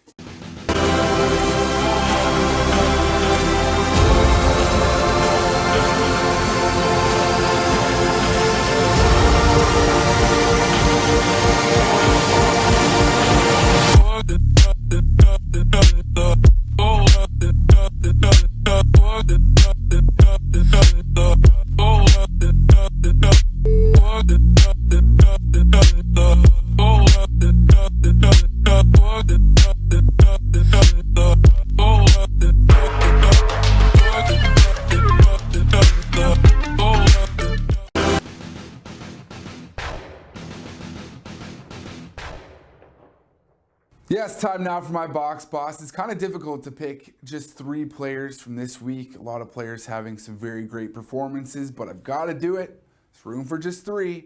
I'm going to start with Kyle Jackson from the Rochester Nighthawks. 5 goals, 2 assists for Jackson in the loss to the Black Wolves, including a nifty one-handed underhand shot that beat Evan Kirk. This kid's had flashes of brilliance all season long, and I think the development of this player will continue for years to come. He's also going to be a player to keep a close eye on for the remainder of the season. Number 2, I've got Mitch Jones from the Buffalo Bandits.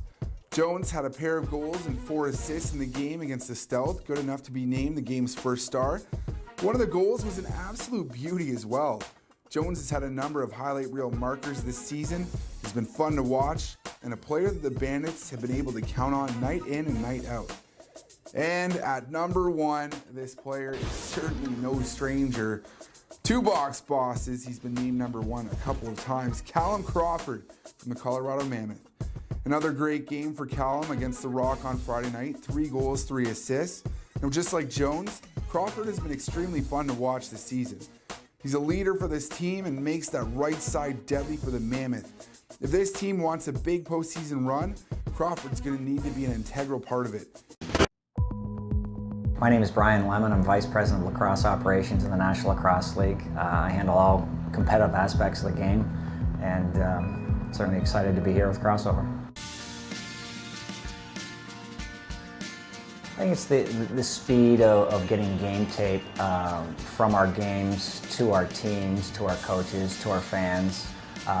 That's going to be a dramatic improvement for the 2016 season with Crossover. You know, sure, as in any sport, just like the National Lacrosse League, our coaches and our teams are extremely competitive. You know, we have a lot of parity in our league, and the scouting aspect of scouting teams ahead of time and looking at their own team, breaking down the game tape, analyzing it. Again, the platform that Crossover provides us with doing that for us and our scouting teams and our member clubs is tremendous. So it will be very exciting for those guys on coaching staffs in our league to be able to have that immediate feedback.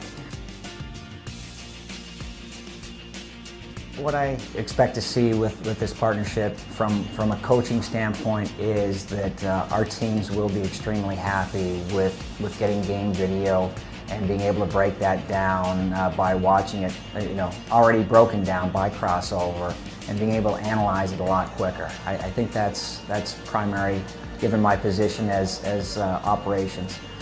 Secondly, I see that a lot of fans will be able to access our website and see the Crossover video clips of games played, you know, Saturday night. They'll be up to be able to see that later on that.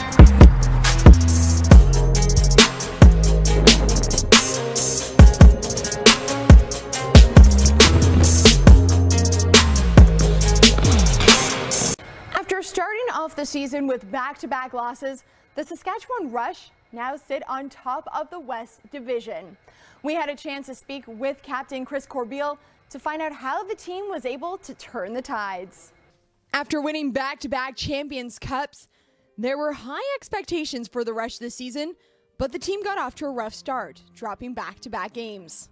We came out of the gates a little too complacent and forgot really what it takes to win in this league. You know, when there's only 8 other teams in the league, you know, there's just so much parity, and I think we started to take for granted, you know, how difficult it is to actually win in this league. I remind them how much fun it is to win and how much it sucks to lose. And I mean, it sounds silly, but it really is the truth. We're a group that really likes to have fun, and you have to be when you're traveling around so much with a group of guys and spending so much time and devoting so much of your life to this sport and this game. And it seems since that shaky start, the Rush have been having plenty of fun. 1, 2, 3, 4, 5, 6 wins in a row, and now they find themselves back on top of the West Division. So what has been the key to success for this team? Well, it could be the fact that their core group has pretty much stayed the same the last few years. The continuity we've had over the past 3 or 4 seasons has no doubt contributed to our success, and you know, probably why it was a little surprising to struggle out of the gates this year, because, you know, we have so many returning guys. Or it could be this. Family on 3, 1, 2, 3, family! That they don't look at each other as teammates, but rather as family. You know, we really sort of started the family culture when Derek lost his wife Wendy, and you know, we've sort of embraced that mentality that we're all brothers on this squad, and we go to war for each other, and that's, you know, sort of the way we look at things. The Rush have proven they're willing to lay it all on the line for their family, and they're hoping to keep having fun all the way to another Champions Cup final.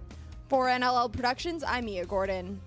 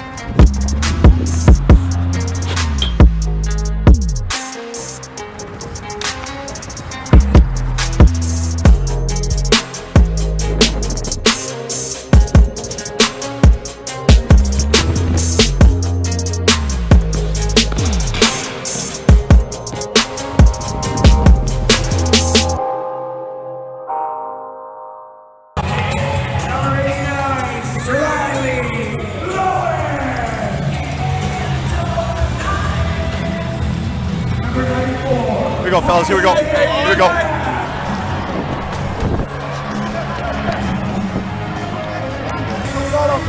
Double down, double up.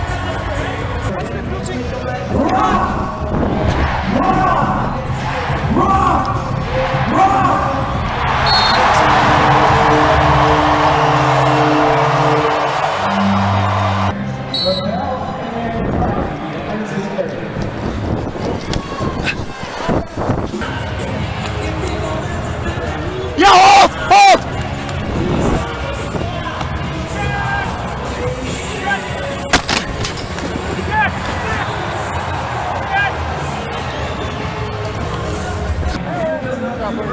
Buddy.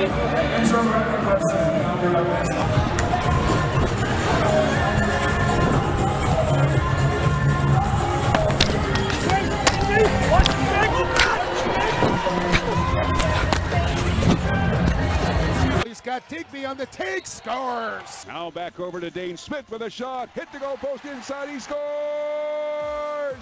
Afraid you might miss out on the big stories from your favorite team? Well, not to fear, the NLL newsletter is here. All you have to do is subscribe to the new NLL newsletter, and you'll get weekly updates from everything that is happening around the league. What are you waiting for? Subscribe today.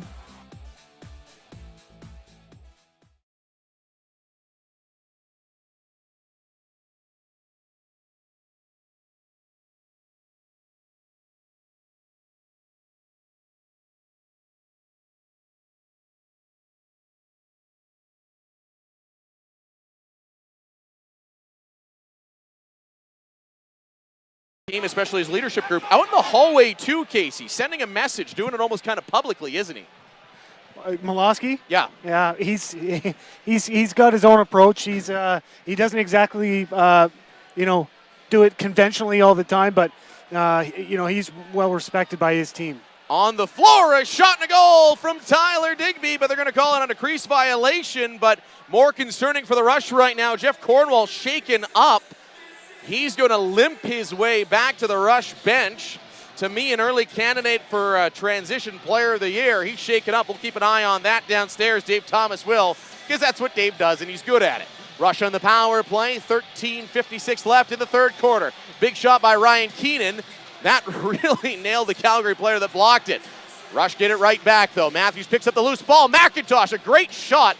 Looked like he had Christian Del Bianco beat under the arm, but he slams the door.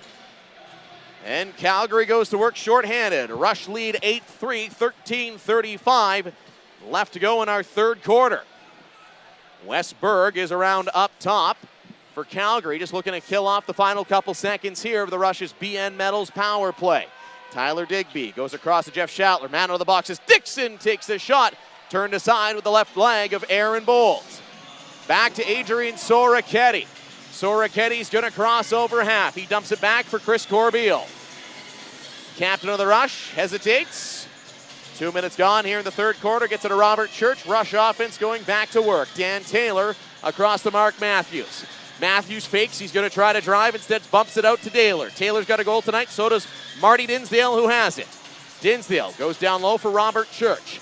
Church to Matthews. He takes a shot. That's going to go off of Mitch Wild. And that's turned aside, and Christian Del Bianco all the way out past his restraining line to play that one, Casey. He's an active netminder. He is that.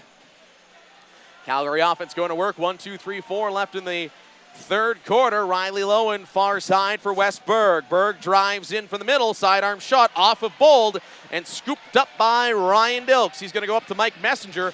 Also has a goal tonight. Messenger's going to take that up over half. Curtis Knight to Ryan Keenan. Keenan going to drive in. Keenan looking for Church. That's going to go over his head, bounce aside. Scooped up Tyson Bell. Bell's going to run the floor for Calgary. In a Rush territory, dishes to his man. Bold, a great save there as Garrett McIntosh was in alone, tried to go short side. Now they're going for a run. Jeremy Thompson turns it up.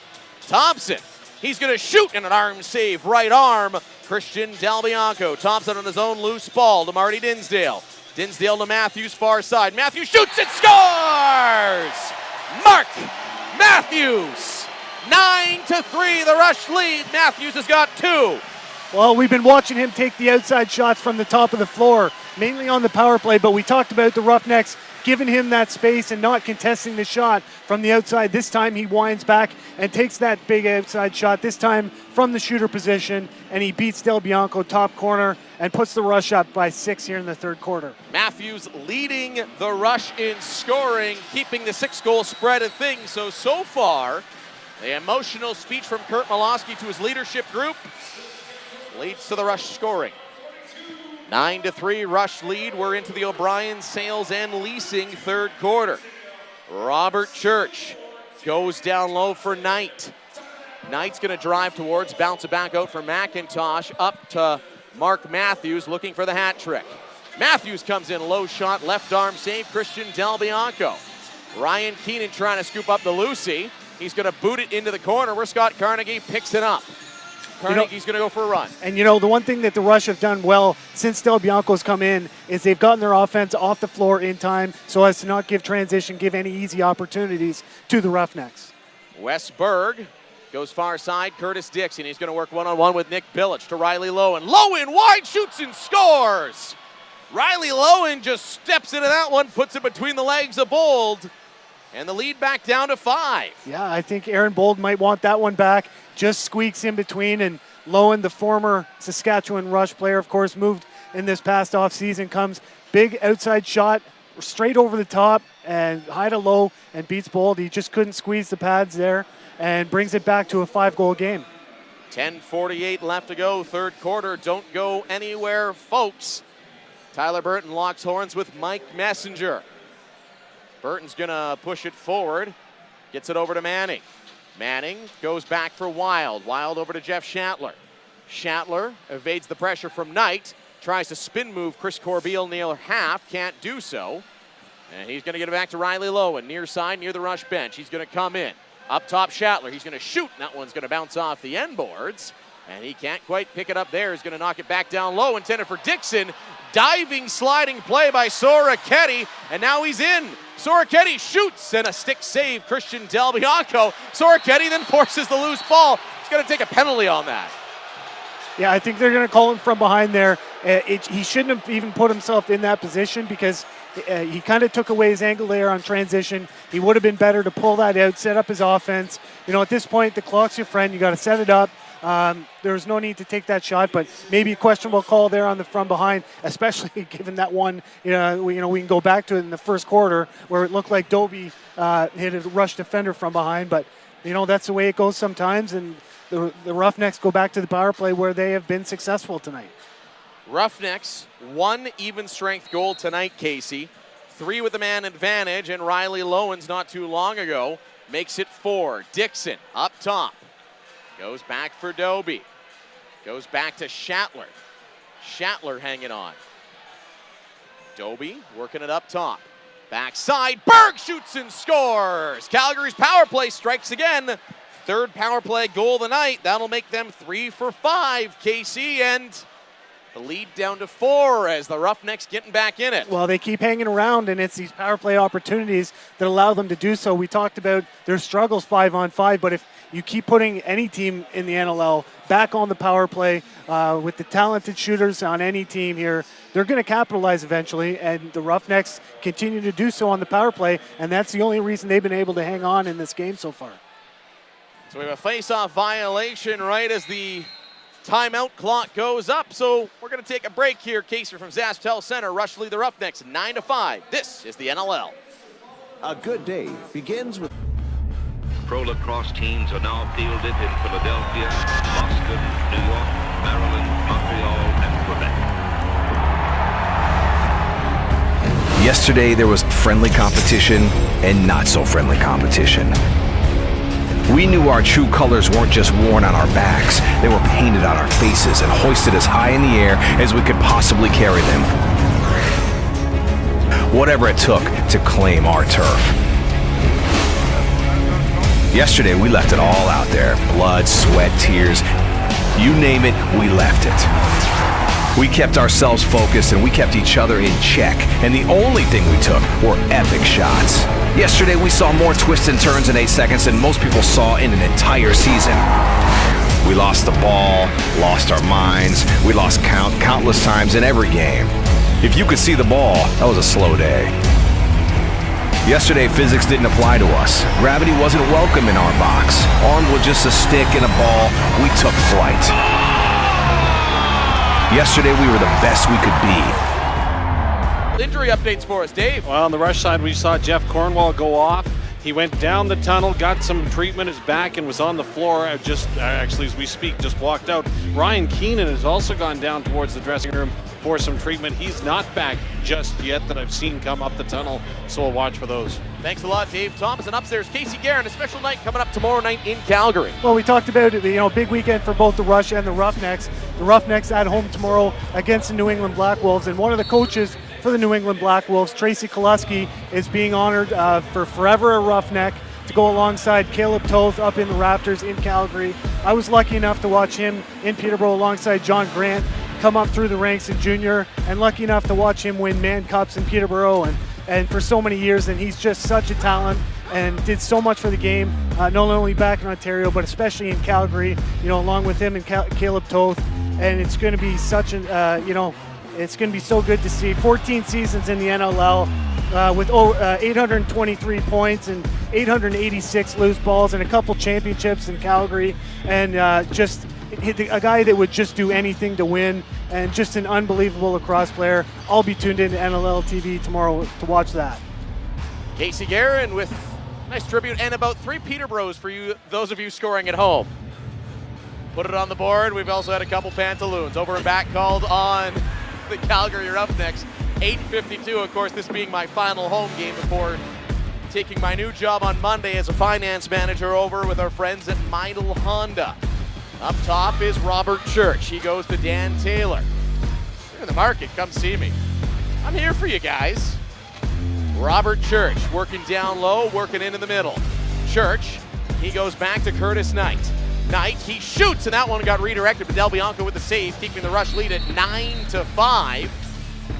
And we got a push into the crease from McIntosh using that big body of his. And Calgary takes over. McRae's going to take it all the way down the floor to Saskatchewan territory, pardon me, as Curtis Dixon works it down low for Tyler Digby. Digby back up top, Dane Doby. Riley Lowen with it now, near side half wall. Back up top is Digby. He blows past Cornwall, shoots and scores. Digby over the right-hand shoulder of Aaron Bold. Look out, Casey, 9-6. Digby's at his best when he uses that big body, gains a step to the inside, and for a big man, he's got really good hands and just tightens up, and again pulls it back and goes short side on Aaron Bold. And it's been, I think, 3 of the Roughnecks' 6 goals have been pulled up that short twister, almost short side, and the Roughnecks pull a little closer. And Cornwall definitely looking still, as we heard from Dave Thomas between the benches. He went and got treatment on his back. He looked like he maybe was behind a step there, Casey. Uncharacteristic for Mr. Cornwall. Yeah, you don't normally see him pull up, and he's one of the faster guys on the floor at any given time, and you're right, John. 9-6, Rush lead the Roughnecks. Rush were up 8-2 at one point. Calgary's come crawling back here, especially in the third. Double teamed on the far side boards by Thompson and Corbeil was Berg, but Berg pops it out to Dixon. Great pass there by Wes Berg. Dixon shot turned aside by Aaron Bold. Adrian Soracchetti comes at the dulcet tones of the tragically hip fill the rink. Church down low for Marty Dinsdale. Dinsdale back to Curtis Knight, far side. Keenan is back, couldn't hold on to that pass though. And that's picked off and run down the floor by Scott Carnegie. Carnegie bounces it to Katoni. The Alberta product goes back down low for Dane Doby. Out of Ontario, Shatler from Toronto. Tyler Digby backing up his man is Cornwall. Trying to drive by him, gets a shot away while falling. Bold had to be sharp there, and here comes Cornwall in transition. Messenger's with them. Messenger with it. He's going to dish it off. And I think some nice work there as Mitski picks it up. Nice work defensively once again by Calgary to break that chance up. It was a 3-on-1. 6:41 left to go, third quarter. Mark Matthews drives, swim move on Mike Carnegie. Matthews looking in the middle, Dan Taylor sliding save by Christian Del Bianco. Taylor's pushed into the goal, knocks it off the line as the pace of this picks up here. Mike Carnegie to Wes Berg joining in. Berg, he's going to come in, shot, save with the pantaloons of Aaron Bold. He's going to dump it up to Adrian Soroketti. Soroketti's going to run it in. Knight shoots and scores! Curtis Knight! Great play there. Knight on the run while moving. Puts it past the left arm of the goalie.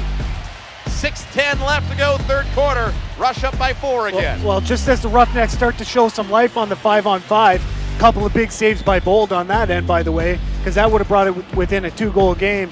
And the Rush move it up in transition, and Knight puts one past Del Bianco to extend that lead back to 4. But that was a big couple saves on the other end by Aaron Bold, as I mentioned, because that could have brought even more life back to the Roughnecks bench, because it looks like they're starting to get back in this a little bit. Jeremy Thompson goes to Chris Corbeil after the clean face-off win. Chris Corbeil to Ryan Keenan as the offense goes to work. Face-offs nearly 50-50 here at this point in the third quarter. That being 5:52 left to go. Rush on offense as Ben McIntosh takes it down low. Over to Mark Matthews. McIntosh drives in. McIntosh tries to pick the corner on Del Bianco. Can't do so. Comes up with a big left arm save, and there's Wild in transition. He comes in, shot, and that misses the goal tended by Aaron Bold and pops all the way back up the end boards to Jeff Shatler near the Rush bench. Shatler hits the turf there. Nice pressure by Hamilton's Ryan Dilks. Nick Bilic now on Catoni. He gets it to Curtis Dixon, and the Rush awarded possession. Mitski wanted a bit more, but Mitski's in alone. Brett Mitski, here he is, scores! Mitski makes a couple of moves. He falls on Del Bianco, doesn't take his time getting up, and Curtis Dixon is all about it. He's already calling for the challenge flag. Bit of a broken play as Mitski looks like he shot and then was pile driven into the net. Well, first things first, Mitski gets a sense that, okay, here comes the challenge flag, but Mitski gets a sense that he's going to get, he just breaks to the net. He takes the breakaway pass, which actually was well behind him. It was a great catch by Mitski just to get the breakaway opportunity, and he gets driven into Del Bianco after he shot it. But it looked to me at first glance, John, that was not going to be called a goal to begin with. I think the ball went into the net after Mitski had crossed the plane and was into the crease. But of course, the referees were a lot closer than we are. But Kurt Malosky doesn't agree, throws the challenge flag, and we're going to see here. So we are going to go into a replay here, which means it's my favorite game. Somebody cue up the Jeopardy music. Goal or no goal? We start with the new guy, Dave Thomas. Goal or no goal? I don't think this one's going to count because everybody on the Calgary side is saying no goal, and I'm with them. Dave agreeing with the visiting Roughnecks. The crowd is even mixed here. Dave Thomas downstairs between the benches. The closest view says no goal. Casey Guerin upstairs. What do you think? My initial thought was no goal, and I was surprised that the referee called it a goal. I think Malosky's challenge is going to work out. No goal. As you can clearly see, this is why I always go last, because you usually get the best replay. This is why I'm 100%. Sandbagger. That's my secret. Dave, you might want to remember that for April 8th moving on. Always go last. I'm also going to say no goal. On the replay, you can clearly see the left foot of Brett Mitski in the crease before the ball goes in. I was actually quite surprised to see that it was called a good goal on the field. And they are going to also send Mitski to the sin bin. He's sitting there. He'll go there, feel great shame. Is there a line on the game that we've been told about on Twitter for slapshot references? Casey? Well, they do mention Peterborough in that movie a couple times. They also mention Saskatchewan. That's right. As we're just waiting the official word. I'm surprised it's taking a little bit longer, because to me, you can see the ball, to describe it to our radio audience here. The ball is behind Christian Del Bianco, the Calgary netminder, but not across the goal line, as that big left foot of the 6'4" Brett Mitski is firmly planted in the circle. And you know, that's a tough one for Mitski, because the Calgary defender totally gets wrapped up in his legs as he's at the top of the crease. And he's got no choice. He's got nowhere to go. He's going down, and the only guy right there is Del Bianco, and he had nowhere to go. There was always going to be a collision on that play. I understand why you give a guy a penalty on that, but there wasn't a whole lot Mitski could do. Although when you look at it on the slow-mo, it doesn't look like he did a whole lot to get out of the way either, did he, John? No, it doesn't. Sorry, Casey. Normally I look at you when you're talking, but I was trying to read Chris Corbeil's lips to Dan McRae. Oh boy. The former Western Mustang. Yeah, rightfully so. So we're all right on that one.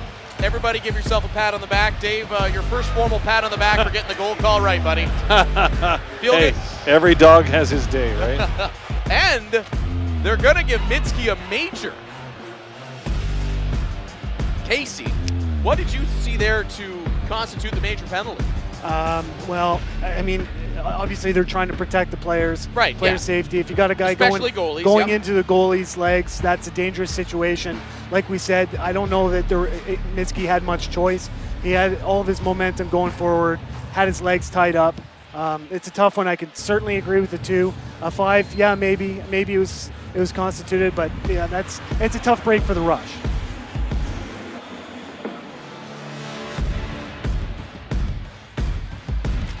So here comes the Rush, shorthanded. It's Ryan Dilks. Dilks down with a breakaway. Dilks comes in and misses the net. Ryan Dilks, Defender of the Year, puts it up and over the net. Calgary goes to work for the 5-minute power play. Just waiting for our friend Mike McGuire to make the announcement as to what the exact call is for. But Calgary's power play, which has been oh so good tonight, 3 power play goals, now is a 5-minute man advantage. Dixon shot. That's going to be blocked there by Corbeil. Corbeil and Dixon lock horns, and Westberg picks up the popped up loose ball. Dixon's going to come in. Quick pass, Shatler. What a save! Aaron Bold lives up to his nickname and stuns Jeff Shatler out of nowhere with the stick. Wow, Dixon now takes another shot. Intercepted by Corbeil. Cornwall's in alone. Cornwall makes his move and misses the net. And we got a penalty coming up. And we're going to have a penalty shot. Casey, I'm waiting to see. I believe that's a penalty shot call we got coming up here. Well, so much just happened on that play. Everything is happening. First of all, the anticipation of Aaron Bold on that cross crease pass to get the stick over and make that save, that was unbelievable. So we have an illegal substitution on the breakaway. So we have a penalty shot for Saskatchewan. 4:12 left, third quarter. Rush lead 10-6. Mark Matthews. Who else would you pick to take the shot, Casey, than Matthews? Maybe Church. Maybe. But Matthews is feeling it tonight. Mind you, all of his opportunities have been from out front. Here comes Matthews on the penalty shot. Fakes and misses the net. Saskatchewan's missed the net on 3 straight shots. I was trying to say his opportunities were coming from outside, whereas Church, he's just so comfortable in tight. But yeah, I mean, tough to go wrong with either of them, but it doesn't work out that time. Sorry, I had to cut you off there. No, that was... Honestly, I looked down. I was mumbling. It was 2 seconds. I looked down, and out of nowhere, he's going, and automatically reviewed penalty shot. So with the missed shot, Rush lead 10-6. We're going to take a break. This is the National Lacrosse League. Tonight's game is brought to you in part by Sports Interaction, Canada's home for worldwide sports betting. Bet responsibly at sportsinteraction.com. Disclaimer, only residents of Canada may open an account with Sports Interaction. The service is not available to users outside of Canada. Tonight's game is brought to you in part by Sports Interaction, Canada's home for worldwide sports betting. Bet responsibly at sportsinteraction.com.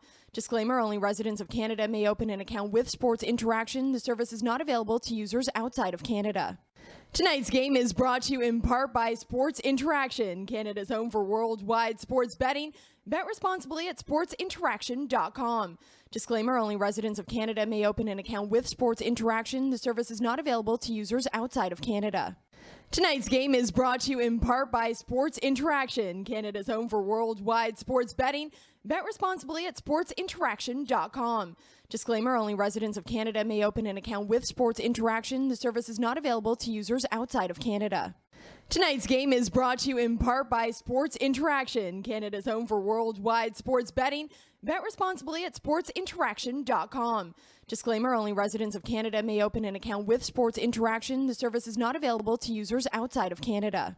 Tonight's game is brought to you in part by Sports Interaction, Canada's home for worldwide sports betting. Bet responsibly at sportsinteraction.com. Disclaimer, only residents of Canada may open an account with Sports Interaction. The service is not available to users outside of Canada. Tonight's game is brought to you in part by Sports Interaction, Canada's home for worldwide sports betting. Bet responsibly at sportsinteraction.com. Everybody's singing some Journey. Downstairs is Dave Thomas. Dave, don't hit the falsetto on us. You're live now, all right? Okay. Yeah, no, I'm not going to sing. But I know there was some conjecture about the penalty to Brett Mitski, and basically what was explained to the bench is the fact that he didn't do enough to get out of the way of the goaltender. They felt that he had a plant foot that went down. They carried him into the goalie. Wonderful. Thank you so much, Dave Thomas, our man between the benches. With a quick update there on the explanation. Dave is a lot closer to the officials than we are. Love hearing that. Thank you so much, Dave. Under 4 minutes to go. Third quarter. Rush lead the Roughnecks 10-6 after a missed penalty shot by Mark Matthews. The Rush have actually had 3 breakaways in a row, including the penalty shot, and missed all 3. Uncharacteristic. Calgary's power play tonight, they've been good. They got 4 goals. Westberg to Dane Dobie. Berg and Dobie playing a little catch-up top. Berg's going to come in. Dobie shoots and scores between the legs of Aaron Bold, 10-7. This is the closest the game has been since the opening quarter, Casey Garrett. And Dobie is on some kind of roll right now. And it's hard for me to explain, especially to the radio listeners, but new lacrosse fans, just how skilled a goal that was. Dobie coming in towards the net, he pulls in his stick tight, creates a different release point, a different angle. That way Bold has to move his stick to respect that new angle, and then just comes up short and puts it between the legs. And it truly is just a goal scorer's goal there. Nice play. Dobie's third goal of the game that completes the hat trick along with 2 assists. He's up to 5 points, 10-7, the lead. Calgary's given an emotional speech in the hallway. At half it seems to be working. They're still in the power play for another 3 minutes or 1 more goal. Curtis Dixon behind the back pass for Westberg, gets in tight, shoulder save Aaron Bold, a real good one there. Loose ball scooped up by Dane Dobie. Back to Dixon, back to Dobie, go with the hot hand, he's got another one! Dobie, his 4th power play goal. Bet responsibly at sportsinteraction.com. Might want to work on the celebration, Dane. Disclaimer, only residents of Canada may open an account with Well, he's a passionate guy, and you know, it's kind of fitting that he's on Kurt Malosky's team, because they're both just really passionate guys, love the game, and you're right, go with the hot hand there if you're the Roughnecks. And as I said, Dobie's feeling it right now. Everything's working for him. When his shooting is on point, he's tough to stop, boy. So with the goal betwixt the legs of Bold, 10-8. The Rush were up 6 at one point. Our good friends, Teddy Jenner, has always said, until it's over, it's not over when it comes to lacrosse. Tonight's game is brought to you in part by Sports Interaction, Canada's home for worldwide sports betting. Pass picked off by Ryan Dilks, 2:42 left to go. Teams are back to 5-on-5, but Mitski has to sit out the remaining 2:23 left in his penalty. Dilks gets it to the offense. Mark Matthews switching up his gloves. He was working these new white mitts in at practice. And he's going to be bumped behind the Calgary goal by Mitch Wild. Matthews using that big frame, comes in, shoots. Scott Carnegie gets in front of it. Taylor scoops up the loose ball. He eludes Carnegie, drives in, and a great save with the right arm of Christian Del Bianco from a sprawling Dan Taylor. 2:09 left to go. As I mentioned, back to 5-on-5. We'll see Brett Mitski return. Tonight's game is brought to you in part by Sports Interaction, Canada's home for worldwide sports betting. Going back across to Tyler Digby. And a call on Calgary means disclaimer, only residents of Canada may open an account with Sports Digby's not happy. The service is not available to users outside of Canada. There's a little pushing and shoving after the fact, and actually we're going to have a penalty coming up for Riley Lowen. Canada's home for worldwide sports betting. Bet responsibly at sportsinteraction.com. Disclaimer, only residents of Canada may open an account with holding the Sports stick penalty to Riley Lowen. And bad timing, and there, I mean, Roughnecks were on a roll there, and we talk so often about the NLL being a league of runs and momentum, and the Roughnecks were on a big roll there, and you know, taking a penalty there certainly doesn't help. With Sports Interaction, the service is not available to users outside the Rush of to the Canada. power play, looking to expand their lead. It's down to 10-8. Church shoots, and that's turned aside by Del Bianco. Great save by the Calgary netminder, who was should mention, didn't start this game. Casey's come in on relief. Yeah, and there was some thought before, at least from us up here, that Del Bianco may have started this game because he did play well here the last time. And, Calgary hasn't had a whole lot of stability back there, but they started with the more experienced goaltender in Chiliano, but he didn't have a great start, so Del Bianco's actually played pretty well in relief. Kyle Rubish forces the turnover. He's going to go for a run. Rubish going to jump it up to Ryan Keenan. 1 minute left in the third quarter. And about a minute 11 left on the Rush power play here for the call to Riley Lowen.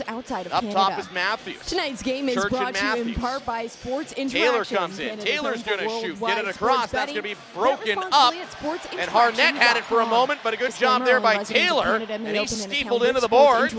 Wanting a call there. Now Keenan returns the favor. Tonight's game is brought to you in part by Sports Interaction. And after a pushing and shoving match, they're going to award possession to the Rush with 50 seconds left in the man advantage.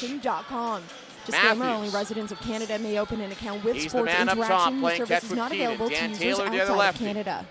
Tonight's Keenan to game is brought to you in part by Matthews Sports fakes the pass Interaction. to Robert Church. Matthews comes in, shoots, and that's off the heads of Christian Del Bianco. 25 seconds left in the quarter.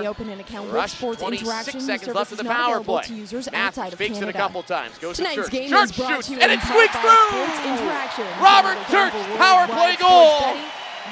What else is new, Jason? That's right. And at least this game it's been Matthews on the power play, and probably in part because they had to pay so much respect to Church being so hot on the power play from the shooter position. And this time from his office, he lets one go sidearm that just beats Del Bianco, and we've seen that a few times, both on the Calgary side and with Bold. That just some of these shots just squeaking through the 5-hole, just can't squeeze it in time, and that's a big one for the Rush to put a halt in that big run by the Roughnecks and go back up 3 with 16 seconds left in the third. Yeah, Calgary had really started to draw even all the momentum on their side, but Church's power play goal, his league-leading 16th of the year, will make it 11-8. Thompson wins the draw. Thought he had it, lost it for a moment. Village plows forward. Wild with it now. 5 seconds left to go. Wild's going to come in. Dane Dobie's off the bench. Give it to him. He shoots. He goes low and misses. That brings our third quarter to an end. After 3, Rush 11, Roughnecks 8. This is the National Lacrosse League.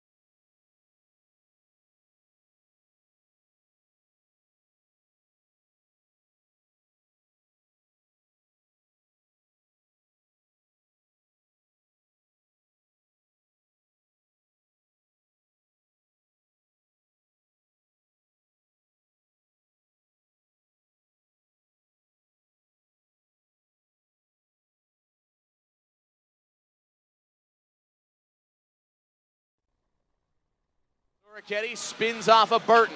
Goes far side. That's where John LaFontaine is. The Rush with an 11-8 lead, wearing their home black jerseys with the green trim. Calgary opposing them. White jerseys, black trim, and a little bit of red on the bottoms. Always been a fan of those Roughneck jerseys. Matthews down low for Dan Taylor, the Calgary product. Taylor's going to come in, shoot. And the second-year pro just misses on that one. It bounces up. Shot clock violation on the Rush with 39 seconds left to go here in the fourth quarter. 39 seconds gone in the fourth quarter. Casey, I'm jumping the gun. That was a quick quarter. We got a 5 a.m. flight. I'm hoping for a quick quarter. Curtis Dixon down low. Saskatchewan territory. Back up top for Holden Catoni out of Alberta. Back to Wes Berg. Second-year pro himself shoots. Big hard shot. You hear the thud as Aaron Bold picked that one up with his left arm. 14 minutes left to go. Mike Messenger in transition. Marty Dinsdale. Scott Carnegie pressures him. Dinsdale's got a goal tonight. Goes back across for Ryan Keenan. Looking back for Dinsdale in the return, but that's intercepted there. Picking that up is Scott Carnegie. He's got Harnett. Harnett's in alone. Shoots, and it's turned aside by Aaron Bold. Then the crease violation gives Bold some breathing room and gets it up to Curtis Knight. Knight's going to go for a run. Mark Matthews. Curtis Knight shoots and just misses over the top left-hand side. That rolls all the way to half where it's picked up by Calgary's Mike Carnegie. Signals for the guys to go. Tyson Bell shot. Left foot save by Aaron Bold. Kyle Rubish picks it up now for the Rush just over half. Everybody's running here to start the fourth. Adrian Soroketti picks it up, and he's just going to slow things down for a moment. Rush offense setting up here. 13:03 left to go in the open fourth quarter.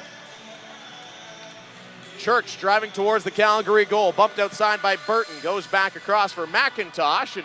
And coming up late there was Garrett McIntosh nailing Mark Matthews after he had lost his helmet. Digby's shot goes off of Bold and clear and up into the stands. And a clean save, or a clean catch by the fan there with one hand. And this game has been an absolute track meet here the last 2-3 minutes. Back and forth opportunities at both ends. Both these teams also play tomorrow night after flying out. Wes Berg, he's going to shoot. That's going to go over and back as that'll roll off the end boards all the way down to the Calgary net, Christian Del Bianco. Nick Billich picks it up. He's sent to the corner as Marty Dinsdale gets it. 12:30 left to go. 11-8 the Rush lead over the Calgary Roughnecks. Dinsdale finds some space. Low shot just misses, and it's going to bounce, and unable to get all the way back will be Ryan Keenan. That'll bounce over half, so Calgary now takes over. Curtis Dixon again. The track meet continues in front. Doby, great stick save. Aaron Bold, and he's going to go in a hurry. Get it up to Kyle Rubish. Rubish now leading the attack. Rubish shoots and just gets turned aside by Del Bianco. We thought he had it, Casey. We thought he had it. We got a penalty coming up to Saskatchewan. Del Bianco sprints to the bench. 12 minutes left to go, fourth quarter. Penalty coming up. Calgary's power play has been lethal tonight. It's keeping them in it. Rush lead 11-8. 11:51 left to go. Curtis Dixon now with it in Rush territory. Berg goes to the far side. Berg up top. In tight, Lowen shoots and scores. What a great play. Lowen picked the pass and shot all in one motion. Cuts the lead to 2.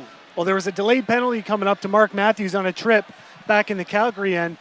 Calgary pulls the goalie, obviously, to go 6-on-5. Riley Lowen finds himself wide open on the doorstep, and you know how big that must feel for him to get a couple goals here in Saskatchewan, especially in a tight game here, to help his team get back in this. And, you know, such a gritty effort here from the Roughnecks tonight to keep this game within striking distance. Now only within 2 with just under 12 minutes left to play here in the fourth quarter. Lowen now 7 on the year. Nick Billich after the faceoff win by Thompson. He's going to go in. Jeff Cornwall's also in transition. Cornwall with it for the Rush. He's going to bounce back out. Ryan Dilks goes over to Mark Matthews. Matthews up to Ben McIntosh. There's a stick on the ground. It's just been one of those games. Robert Church comes in. Church looking back for Ryan Keenan. Keenan swim moves. Comes in, tries to go short side, and Del Bianco had to be sharp there, jetting out the left arm.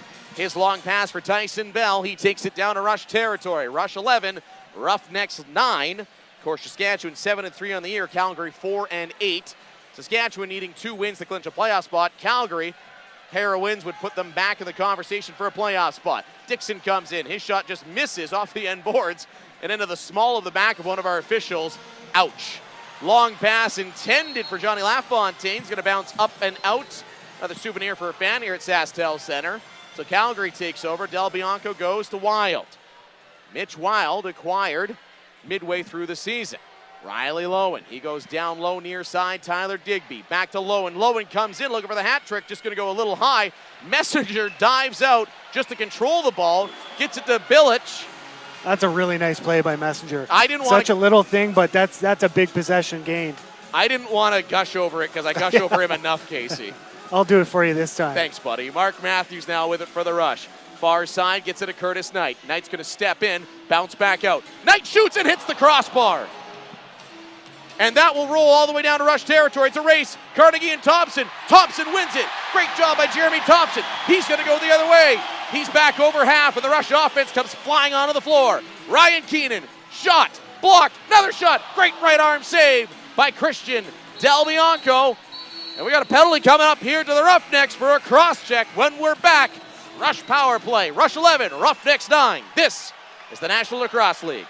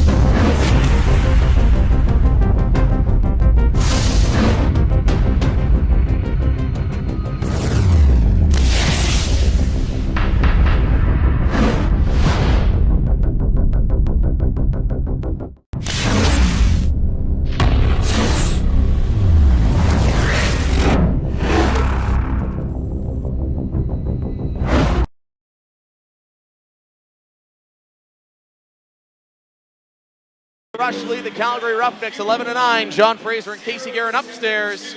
Downstairs, I almost said Todd Joyce, but tonight it's Dave Thomas. Yes, sir. Just checking my 50-50 tickets here. 56,765 on the line. So you were going to share that with us, right, Dave? Absolutely not. But truth hurts. The one truth, though, the Saskatchewan Rush believe is that Calgary's getting away with illegal substitutions on the officials, trying to get them to make that call for too many men. Thanks, Dave. As we get an update there, Dave breaking up just a little bit, but we still heard his insight and info. Back across, it's the Rush power play as Dan Taylor's turned aside by a nice slide save by Del Bianco. They're kicking at it. Ball's loose. McIntosh can't get it for the Rush. Greg Harnett's in there. Mike Carnegie, little bounce pass here. And going to go for a run is going to be Curtis Manning. Manning's coming in. He's going to shoot. Turned aside. Aaron Bold. That looked like that he was going to be angled out, but Manning found another gear, got a good scoring chance away. Curtis Dixon, though, scoops the loose ball. And so 9:08 left, fourth quarter, 11-9 the Rush lead, 1:18 left to go in the power play.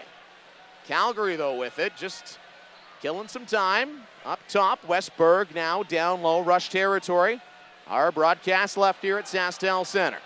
Berg, and we got a penalty coming up here to the Rush after a collision between Cornwall and Dixon, and they're going to call it on a hold.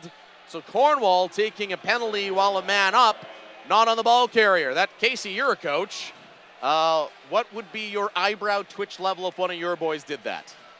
Well, I was going to get back to what Dave said there about the legal substitution, and one of the reasons why the Rush is probably a little bit upset is because they were maybe not pinched, but it was a real tight call there on a penalty given to them for maybe 2 steps early. So a real tight one there. So I think they're just looking for consistency. But yeah, taking a penalty like that, especially away from the ball, not a good one. So 4-on-4 lacrosse with 8:36 left to go in the fourth quarter. Digby, he goes to Doby. He goes back across there. That Shatler shot turned aside by Aaron Bold. Westberg picks it up though. So a big second chance here for Calgary as they should be able to kill some more time, get to the 5-on-4. Dane Doby's got 4 goals tonight, all on the power play. Doby goes back to Berg. Berg drives in on Brett Minsky, goes airborne, shoots and scores! What a great goal, but they're going to wave it off.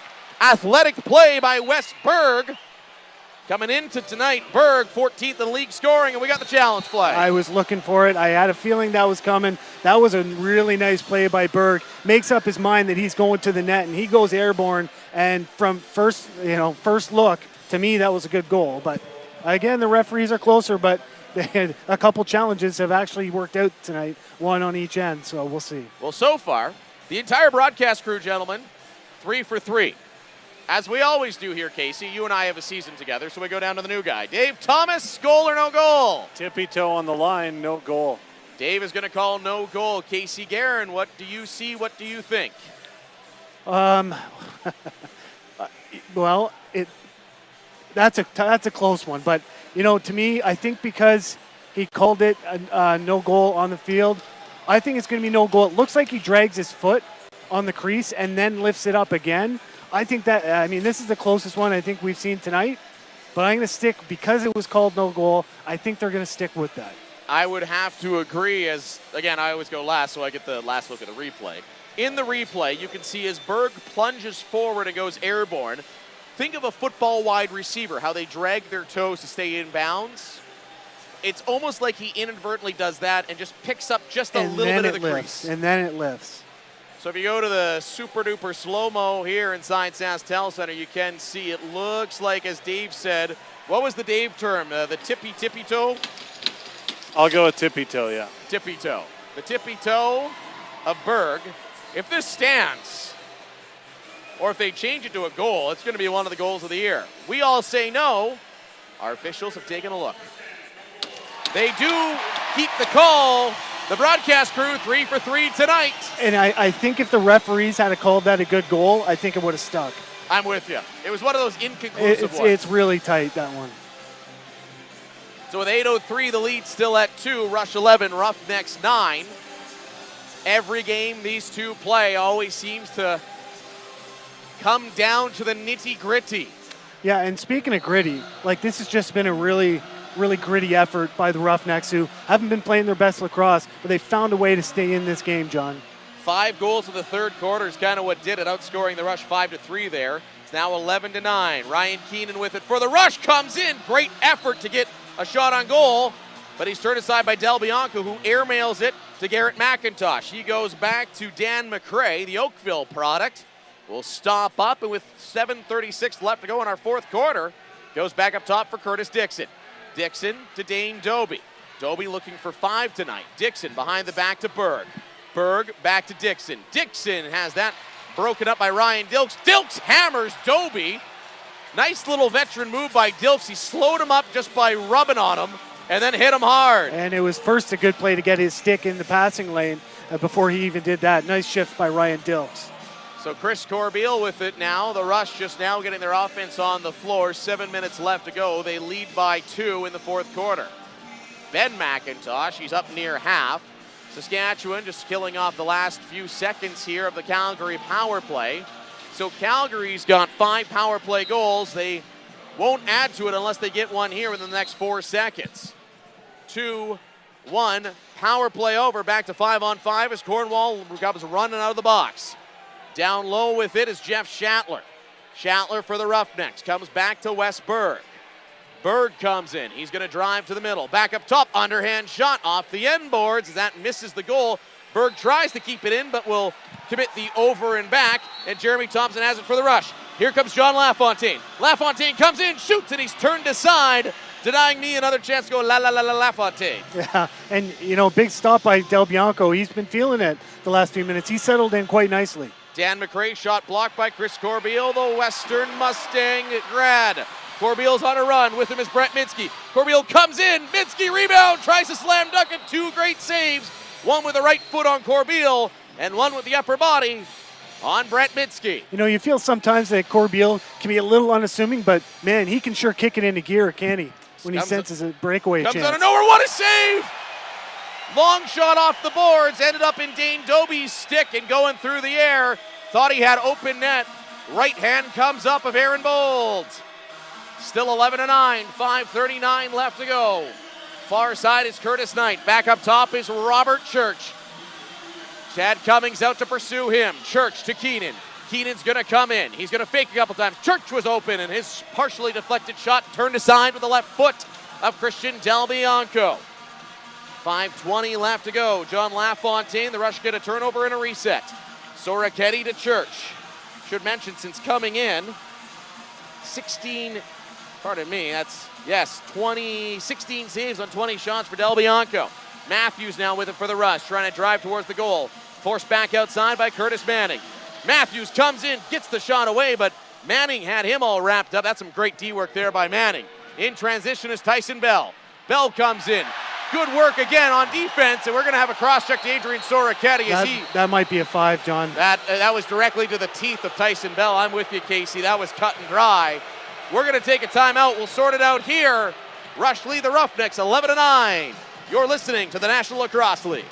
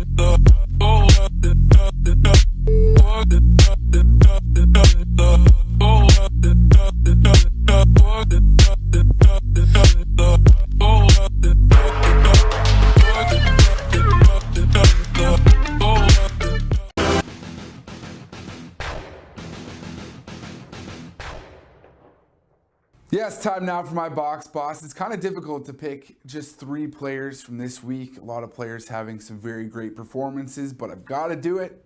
There's room for just 3. I'm going to start with Kyle Jackson from the Rochester Nighthawks. 5 goals, 2 assists for Jackson in the loss to the Black Wolves, including a nifty one-handed underhand shot that beat Evan Kirk. This kid's had flashes of brilliance all season long, and I think the development of this player will continue for years to come. He's also going to be a player to keep a close eye on for the remainder of the season. Number 2, I've got Mitch Jones from the Buffalo Bandits. Jones had a pair of goals and 4 assists in the game against the Stealth, good enough to be named the game's first star. One of the goals was an absolute beauty as well. Jones has had a number of highlight reel markers this season. He's been fun to watch, and a player that the Bandits have been able to count on night in and night out.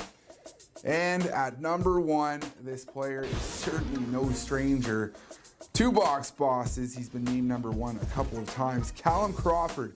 2, and they got to go to work on the penalty kill. Back across is Dixon. Dixon comes in. Great play there by Kyle Rubish to pick that one off. His pass for Corbeil just a little long. Corbeil's got to step on Dobie. Corbeil shoots and scores! Chris Corbeil, short-handed goal. 12-9, the Rush lead.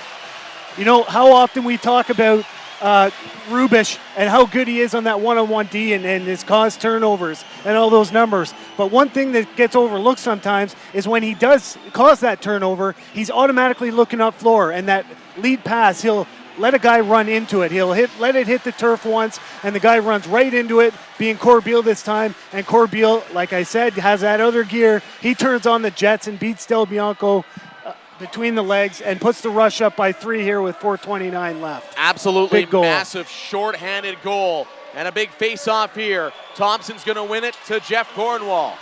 97 seconds left. Cornwall comes in, tries to go between the legs of Del Bianco. A great save by Del Bianco. Yeah, not a bad idea. Go right back where he let one in there, did Cornwall. Curtis Dixon now on the power play is Calgary for another minute 24. It's getting loud in here, trying to encourage their team to kill off the final few minutes. Digby to Dixon. Dixon behind the back for Berg. Berg's going to make one move, work on Ryan Dilks. His pass intended for Dixon, just out of his reach, back to Dane Doby. Thompson takes him to the ground. Clock winding down. Dixon, what a shot! That's off the shoulder of Bold, up into the netting. That had some velocity. 3:50 left. 1 minute left, and the minor penalty to Soraketti. Doby, Dixon. Doby's got 4. Curtis Dixon comes in behind the back. There's Wes Berg, turned aside by Aaron Bold. Long pass by Bold. He's got Matthews. Matthews in alone. Goes high and just misses the net. 3:28 left to go in the Opa fourth quarter. Carnegie's going to pick this one up as Matthews was sprung alone and just misfired. Curtis Dixon now down the floor. Dixon over across. Shatler had some time. Getting a toe on it was Bold. In those modified shoes, as Bold was shoeless. Equipment man Mark had to modify some shoes, and he might want to stick with them. And pretty good tonight. Corbeil thought he had the loose ball. It's Dixon, though. Dixon makes a move. Nice job. Nick Bilic brings down the big man, Curtis Dixon. His pass across. No time left on the clock. Shatler tries to drive into Bilic. Bilic, who has a fight tonight, getting into it with Shatler. Referee tells him, go get the damn ball. Nick Bilic now. Big ear-to-ear grin on the Serbian Nationals face. Running off is Soraketti, sprinting to the bench. We're back to 5-on-5, 2:40 left in this one. Ryan Keenan driving towards. Keenan goes towards the goal, goes horizontal, and into the crease he goes, and a save by Del Bianco. 2:26 left to go. Far side is Tyson Bell. Bell's going to come in. He goes to Shatler. Jeff Shatler now. Works on John LaFontaine. Back up top to Doby. And Calgary's Kurt Malosky is going to pull Christian Del Bianco. They trail by 3 with 2:10 left to go. Needing goals here. They can get them. Dixon's hard shot directly into the Rush logo. And Aaron Bold will calm it down. Bold to John LaFontaine. LaFontaine shakes and bakes past Dane Doby. Del Bianco makes it in. Under 2 minutes to go. Rush lead 12-9. Matthews at the half wall. He's going to use every second of the 30 that he can. Harnett out to meet him. Harnett. Could be the end of the night for Calgary right away. Shatler to Digby. Digby comes in. What a goal! Clutch goal! Tyler Digby cuts it to 2. Oh, you're right. He went full steam towards the net there. Gets the ball mid-stride and goes airborne and beats Bold far side. And they needed that one, boy. A minute 31 left. Pull within 2. And, you know, that last goal by Corbeil, you almost felt like it was the dagger, especially being shorthanded here. But lots of time left here. It starts at this face-off. If you're the Roughnecks, get the ball, pull the goalie, go 6-on-5. You know, it's one step at a time here. Got to get the next possession. Face-offs, 13 for Calgary, 12 for Saskatchewan. So it's been a real good battle tonight between Burton and Jeremy Thompson. Really good. And you know what? Part of the story here, Curtis Dixon came in leading the league with 36 goals, John. Yep. And this is the second game in a row that he's been held scoreless. The last game here in Saskatoon was held without a goal, and so far here tonight as well. And, you know, we talked about their 5-on-5 struggles. Well, he's the quarterback of that offense, and if he's not going, they're not going at full steam. So he has been setting up, and, you know, the offense is still going through him. But when he's not producing and putting goals on the board, the Roughnecks aren't at their best.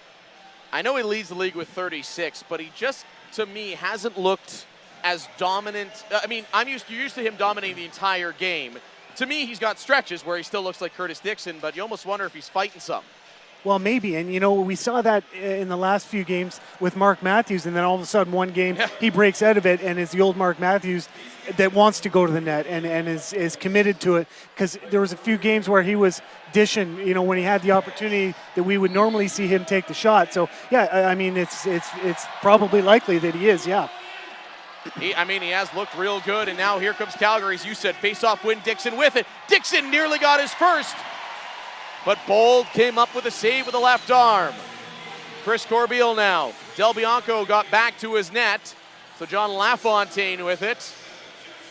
1 minute, 10 seconds to go here. Dan Taylor's off the bench. Taylor now. He's just going to try to use as much as that 30-second clock. His rush up 2. Taylor comes in, shoots, and scores! That should be it, Casey.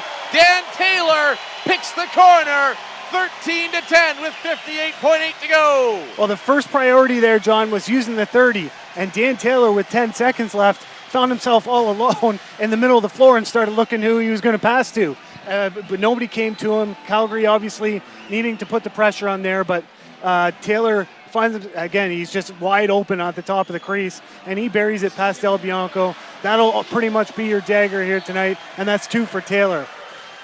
Danny Taylor draws in the lineup with the absence of Adam Jones and comes up with 2 massive goals tonight. Down to 1 minute left here, Casey, before our Great Canadian Bangle post-game show, where we will be joined by Brett the Hitman Hart. Mark Matthews comes in, turned aside right leg, Christian Del Bianco. Corbeil. Crowd comes to their feet here, all sold out here at SaskTel Center. 20 seconds left. Chris Corbeil just outside of his own bench. 10 left on the shot clock. Marty Dinsdale was alone in front. He's just going to kill off the last few seconds.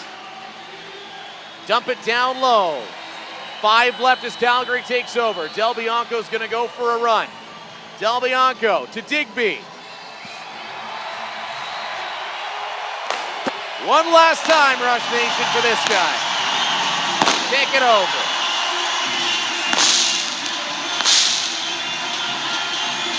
(13-10), the Rush win. Make the final. Rush will improve to 8-3. And now start packing your bag. They got to catch a 5 a.m. flight. Casey Guerin, final thoughts before we go downstairs for postgame. Well, a gritty effort from the Roughnecks after, really coming out flat, and they've struggled to put a full 60 together. So I was surprised that they made it as close as they did. And for the Rush, just another solid outing at home. They've become one of the, we know that they're one of the toughest teams to beat, but especially here at SaskTel Center in front of a raucous crowd again tonight here in Saskatoon. And Johnny, I just want to say, I'm no broadcaster, but it's been so much fun working with you, and just to ride shotgun with a pro like you in front, and to grow the game here in Saskatchewan, it's just been so much fun for me, and I appreciate it, man. I really do. Buddy. Time to bro hug. We'll send it back to break. We'll be back with our post-game show. Brett the Hitman Hart, thank you so much, Casey. Coming up, we'll be back on Floor Level. This is the National Lacrosse League.